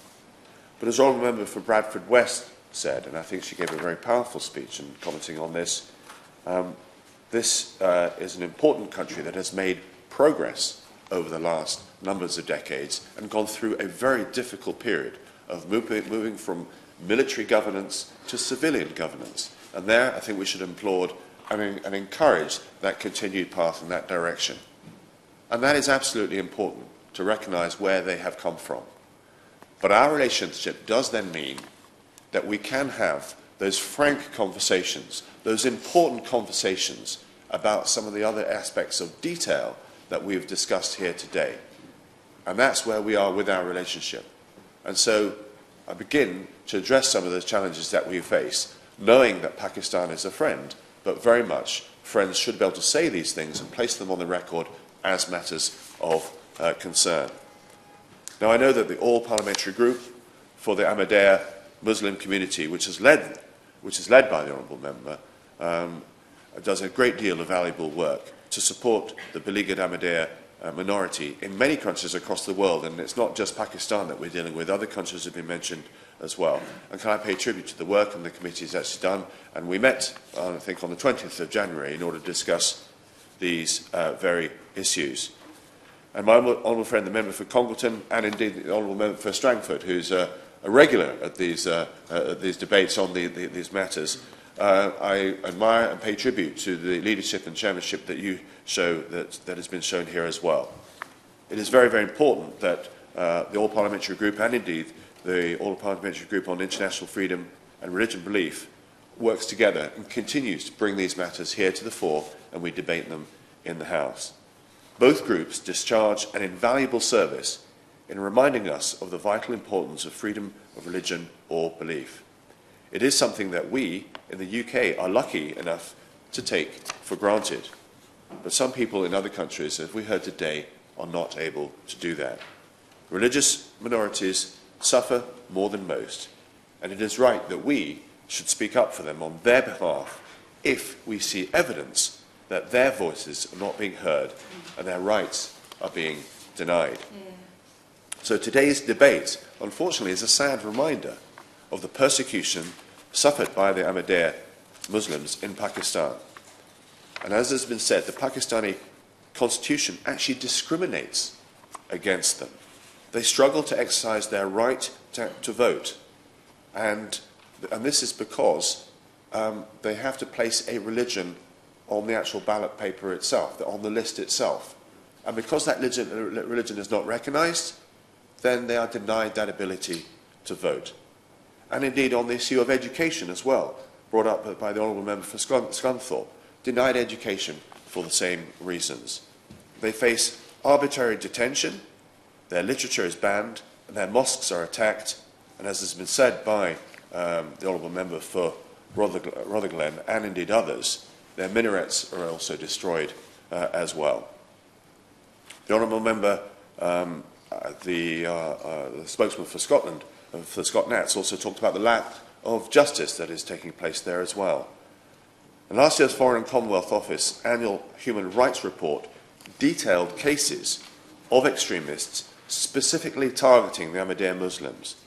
The report highlighted the case of an Ahmadiyya man who was shot and killed after a Muslim leader denounced the Ahmadiyya as enemies of Pakistan on a popular television show.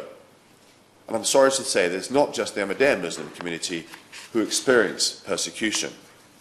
Shia, Hazara, Christian and other religious communities also face intimidation and violence. Forced conversion and marriage attacks on places of worship, sectarian killings, all these appalling abuses continue to take place. The misuse of blasphemy laws against Muslims and members of other religious minorities, for example Christians, which can lead to mob violence or potential use of the death penalty of the victim, is a particular concern. And a stark example of this is the case of Mrs. Asia Bibi, a Christian lady who was accused of blasphemy after drinking water from the same bowl as a Muslim woman. She is facing persecution after 5 years on death row. People in her own village, including religious leaders, have publicly stated that they would kill her if she is released. And I continue to follow Mrs. Bibi's appeal process very closely indeed. So this government, Mr. Brady, deplores violations of the right of the freedom of religion or belief, wherever they occur. We regularly urge the government of Pakistan to honour its international commitments and guarantee fully the human rights of all Pakistan citizens. And the scale of the challenge that is facing Pakistan is illustrated in the film Malala, which I saw a couple of months ago. And I say, Mr. Brady, I had the honour to meet her. She addressed spoke in the Syria conference last week, highlighting again the plight of the minorities. And I think it was an honour to have her at that conference. Will the Honourable Friend give I would. I was wondering if the Minister agrees with me that at this time, especially when we have an unstable world, an unstable region, that it's really important, as the Minister has said, that we act as a critical friend to Pakistan and really work with them to make sure that they can be stable within their own country to progress. My honourable friend makes a very, very important point, and I will come on to the role that DFID is playing as one of the countries that we invest an awful lot of money in. And there's been a lot of questions to say that should that funding be conditional? And I will address those issues, but he makes a very valid point. But we are a friend of Pakistan. We want to work with Pakistan, but that does allow us to highlight these areas and make sure we continue that there is an advancement. Of course. Can I say, I'm sorry, I can see what trouble the Minister is in. Just to ask whether he might, I'm not unclear as to whether the Governor of Punjab has been to the UK or is about to come to the UK. If he's been, was the government able to raise the issues of Ahmadis in his region? If he's about to come, would he include that in those discussions? I met the Governor of Punjab. He happens to be the brother of the Prime Minister, and therefore has access to the power base. I met the Governor prior to the opportunity of meeting the APPG, so I didn't raise specifically the plight of the Ahmadiyya communities, but I did raise other matters as well. And the plan is that I'll be visiting the country in the near future. But I should say that I, the Foreign Secretary and others have taken many opportunities to raise this particular issues and the plight of other minorities in the country as well. I should say that, Mr. Brady, our High Commissioners are just going through a changeover.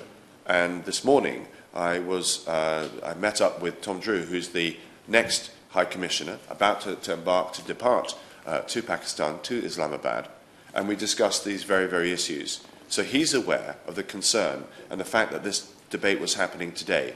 We've also raised it with the High Commissioner, Pakistani High Commissioner in London, and I assure her that the next time I do meet the Chief Minister of Punjab, I will certainly be raising it with him as well. I certainly will. So thank you and I understand your voice is under some pressure, and we can appreciate that. I just want to gently say as well, we know there's going to be a report coming from the APPG and Freedom and Religious Belief, which will be the Pakistan inquiry. I think, Minister, it might be helpful for you to have a copy of that. So if you're happy with that, whenever we get the chance, we'll ensure that you have a copy of the report, which was chaired by Lord Alton of the other place. And I think maybe it might be helpful when it comes to presenting the case on behalf of all those Pakistan religious minorities. Well, I'll be very, very grateful for that, and thank you very much indeed for that offer. So in August last year, in addition to the conversations that I've just been mentioned, the Foreign Secretary expressed our concerns about religious freedom and the misuse of the blasphemy laws, which come, I think, at the core of what we're actually discussing here, as to how there's misused. And I think a concern that we actually have is the fact that sometimes judges are not willing to enforce those blasphemy laws for concerns for their own safety. And this is a maturity of the justice system that we need to encourage and need to further advance. I have to say, impressed by the Pakistani High Commissioner to the UK, Syed Abbas. I'm impressed on the Pakistani High Commissioner, this importance of not just the religious minorities in Pakistan, but I also stress the importance of the Ahmadiyya community, the Shia, the Hazara, and the Christian minorities, many of which these issues we've debated here in this and the main chamber. But we also work through the European Union to promote human rights overseas. For example, the EU Preferential Market Access Scheme has helped incentivise progress on human rights in Pakistan. And this has led to the creation of a cell to help with the implementation of international human rights obligations. And Pakistan has submitted overdue UN treaty reports and re-established a government ministry specifically to lead on human rights. And this, I think, is a very important and welcome development. This progress is encouraging, but we cannot be complacent. And we recognise the need to maintain the pressure on the government of Pakistan to honour its commitments to human rights, and we will continue to do that. Just turning to some of the other matters that have been raised, firstly on the issues of international aid. Aid is not done on a national basis, it's actually done on a federal basis. So we discuss these matters with the various chief ministers, and as honourable members know, this is not a Foreign Office lead as such, but I will promise honourable members to meet with the DFID minister in order to look more closely to make sure that we can see that aid is properly distributed in the country. But honourable members will be very aware that actually we have had a proud legacy of making sure that aid goes to the vulnerable people and is not tied somehow or in conditionality. The problems with placing conditions on the aid that we receive, the money that we actually give, is that you could actually deny it to the very vulnerable people that you would actually want to be supporting. So we need to look at cognitive measures which will enhance and encourage change, but also recognise that the different contribution to the country is immense indeed. I think it's one of the highest in the world. Yes, one thing, Mr. I fully accept what he's saying about conditionality. The important issue that I would ask him to raise with DFID ministers is the fact that religious discrimination is a root cause of poverty, as we have demonstrated today in this chamber, and that to date, DFID ministers, in my opinion, if I may express it, have not sufficiently addressed this as a cause of poverty in the way that other issues have been addressed for fear of appearing to discriminate. And I think that is a hurdle in thinking that we need to overcome. My honourable friend raises a very important point as to what the criteria is in order for aid to be advanced to a country.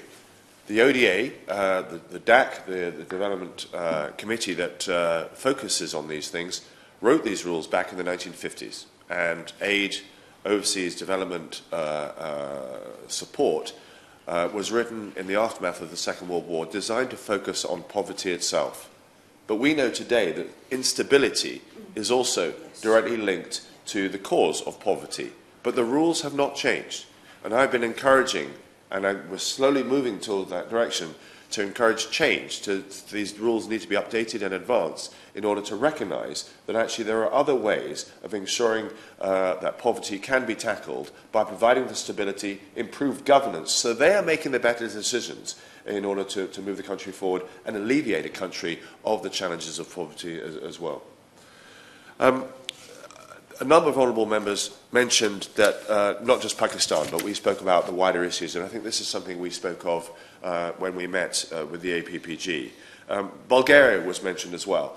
And there's a sort of, this raises eyebrows. This is a country in Europe, part of the European Union. Why on earth are we seeing this sort of persecution in this country as well? And I raised this with my right honourable friend, the Europe Minister, and he is pursuing this through on his angle, and I will ask him to be in touch with the Honourable Lady in order to provide an update of what's going on. I am aware, though, that it is the Grand Mufti in Bulgaria that is very influential in these circumstances, and I think we need to work harder, particularly as there are essentially a European part of the European community, in order to make sure that persecution of this community doesn't actually happen so close to where we are itself. A couple other countries were also mentioned, indeed Thailand, and where we continue to work with UNHCR on a wide range of refugee issues, but also to do with persecution as well. And again, if I may write to honourable members with more details of what is happening on that front, again it was raised at the APPG. And then finally Indonesia as well. Our ambassador in Jakarta has discussed these issues, including the plight of the Ahmadiyya community, with the Minister of Religious Affairs, and has urged him and indeed other community leaders to ensure that the rights of individuals and the practice of religion of belief are free and respected and indeed protected. I understand a bill is now going through based on the protection of religious and faith communities, and I hope that will be a major step, a major advancement in Indonesia, but we need to keep the pressure on and keep working on this. Mr. Brady, to conclude, I would like to thank once again the Honourable Member for Mitcham and Morden for... Yes, of course. I apologise for extending the Minister's time on his feet, but would he address the issue raised by my right honourable friend from East Ham about the forum, the Religious Interfaith Forum, that was set up by the Foreign Office under the last coalition government, but doesn't seem to have been reset up at this time? I did ask for a note on this to see where this was going. If I may, I will write to the Honourable Lady. I'm not familiar with where things are at the moment, and it would be wrong for me to place something on the record without the actual details. But the importance of it has been raised. Her point is on the record, and I'll write to her with more details as to where that actually is. To conclude, Mr. Brady, thank you very much indeed for the opportunity to place these important aspects on the record, but also to place into context the work that the government is doing in order to place pressure on Pakistan, one of our important allies, to advance its views on dealing with this issue of the persecution of the Ahmadiyya and indeed other religions in other groups in Pakistan and other countries as well. I can assure honourable members that we will continue to take every opportunity, indeed when I next meet the Chief Minister I will raise this, to raise the concerns. Our aim is of course that one day everyone, indeed everywhere, whatever their faith or belief, will enjoy the rights that we in this country take for granted. Thank you. Final response, I think, from the Honourable Lady who moved the motion. Siobhan McDonald. Thank you, Mr Brady, and thank you for your chairmanship. May I warmly thank every member who's contributed to this debate, and I think there are in excess of 16. When I discovered that we had the Thursday afternoon before recess slot, I thought, oh dear. I thought that I would be actually bringing the Lahore telephone book with me in an effort to fill some time. But I am sure everybody agree that we have had tremendous contributions and moving contributions from members representing nearly all the parties in this House, and I really thank you for that. And I thank the Ahmadiyya community for encouraging that amount of interest and support of what is a relatively small community in our country, but that punches always so far. Probably the wrong word to say punches in a community that is not violent, but punches above its weight and really gets involved in its community and about its issues at home. So thank you to those all involved. We've heard of the many dimensions of persecution of the Ahmadiyya community, but also about other religious minorities in Pakistan. And I hope that our discussion will mark the beginning, not the end, of the UK government's consideration of what it can do to end religious persecution in Pakistan. Like many other groups that have sought refuge in the UK, the Ahmadiyya community gives so much back to this country. It is a great champion of charitable causes and promotes peace, cohesion and understanding in our communities. But these Ahmadiyyas are fearful for their families, loved ones, friends and fellow community members back in Pakistan, whose lives remain at risk if they openly practice their faith. And as anti-Ahmadi sentiment becomes more pervasive across borders, we are increasingly seeing discrimination in other countries too. As our debate today has demonstrated, the extent to which Ahmadis cannot access justice, enfranchisement or equal treatment in Pakistan cannot be underestimated. The persecution they face is simply intolerable in this day and age. The UK is proud to have Pakistan as a close ally, something which we all commend and celebrate. But this relationship also requires the UK to make it clear that the rights for Ahmadis and all religious groups to have the freedom to practice their religion without fear is fundamental. The UK government, and indeed this House, has a strong moral responsibility to encourage freedom of religion and freedom of speech, not just within our own borders, but internationally. These are not just British values, but are universal human rights. I look forward to the Minister and the UK government taking a more proactive approach to promote what should be absolutely universal, the Ahmadi message of love for all, hatred for none. A message that still endures despite the persecution of Ahmadis, and a message we can all share. Thank you. Consider the persecution of Ahmadiyya Muslims and other religious minorities in Pakistan. Does any of that opinion say aye? Aye. To the contrary, no. I think the ayes have it. The ayes have it. Order, order.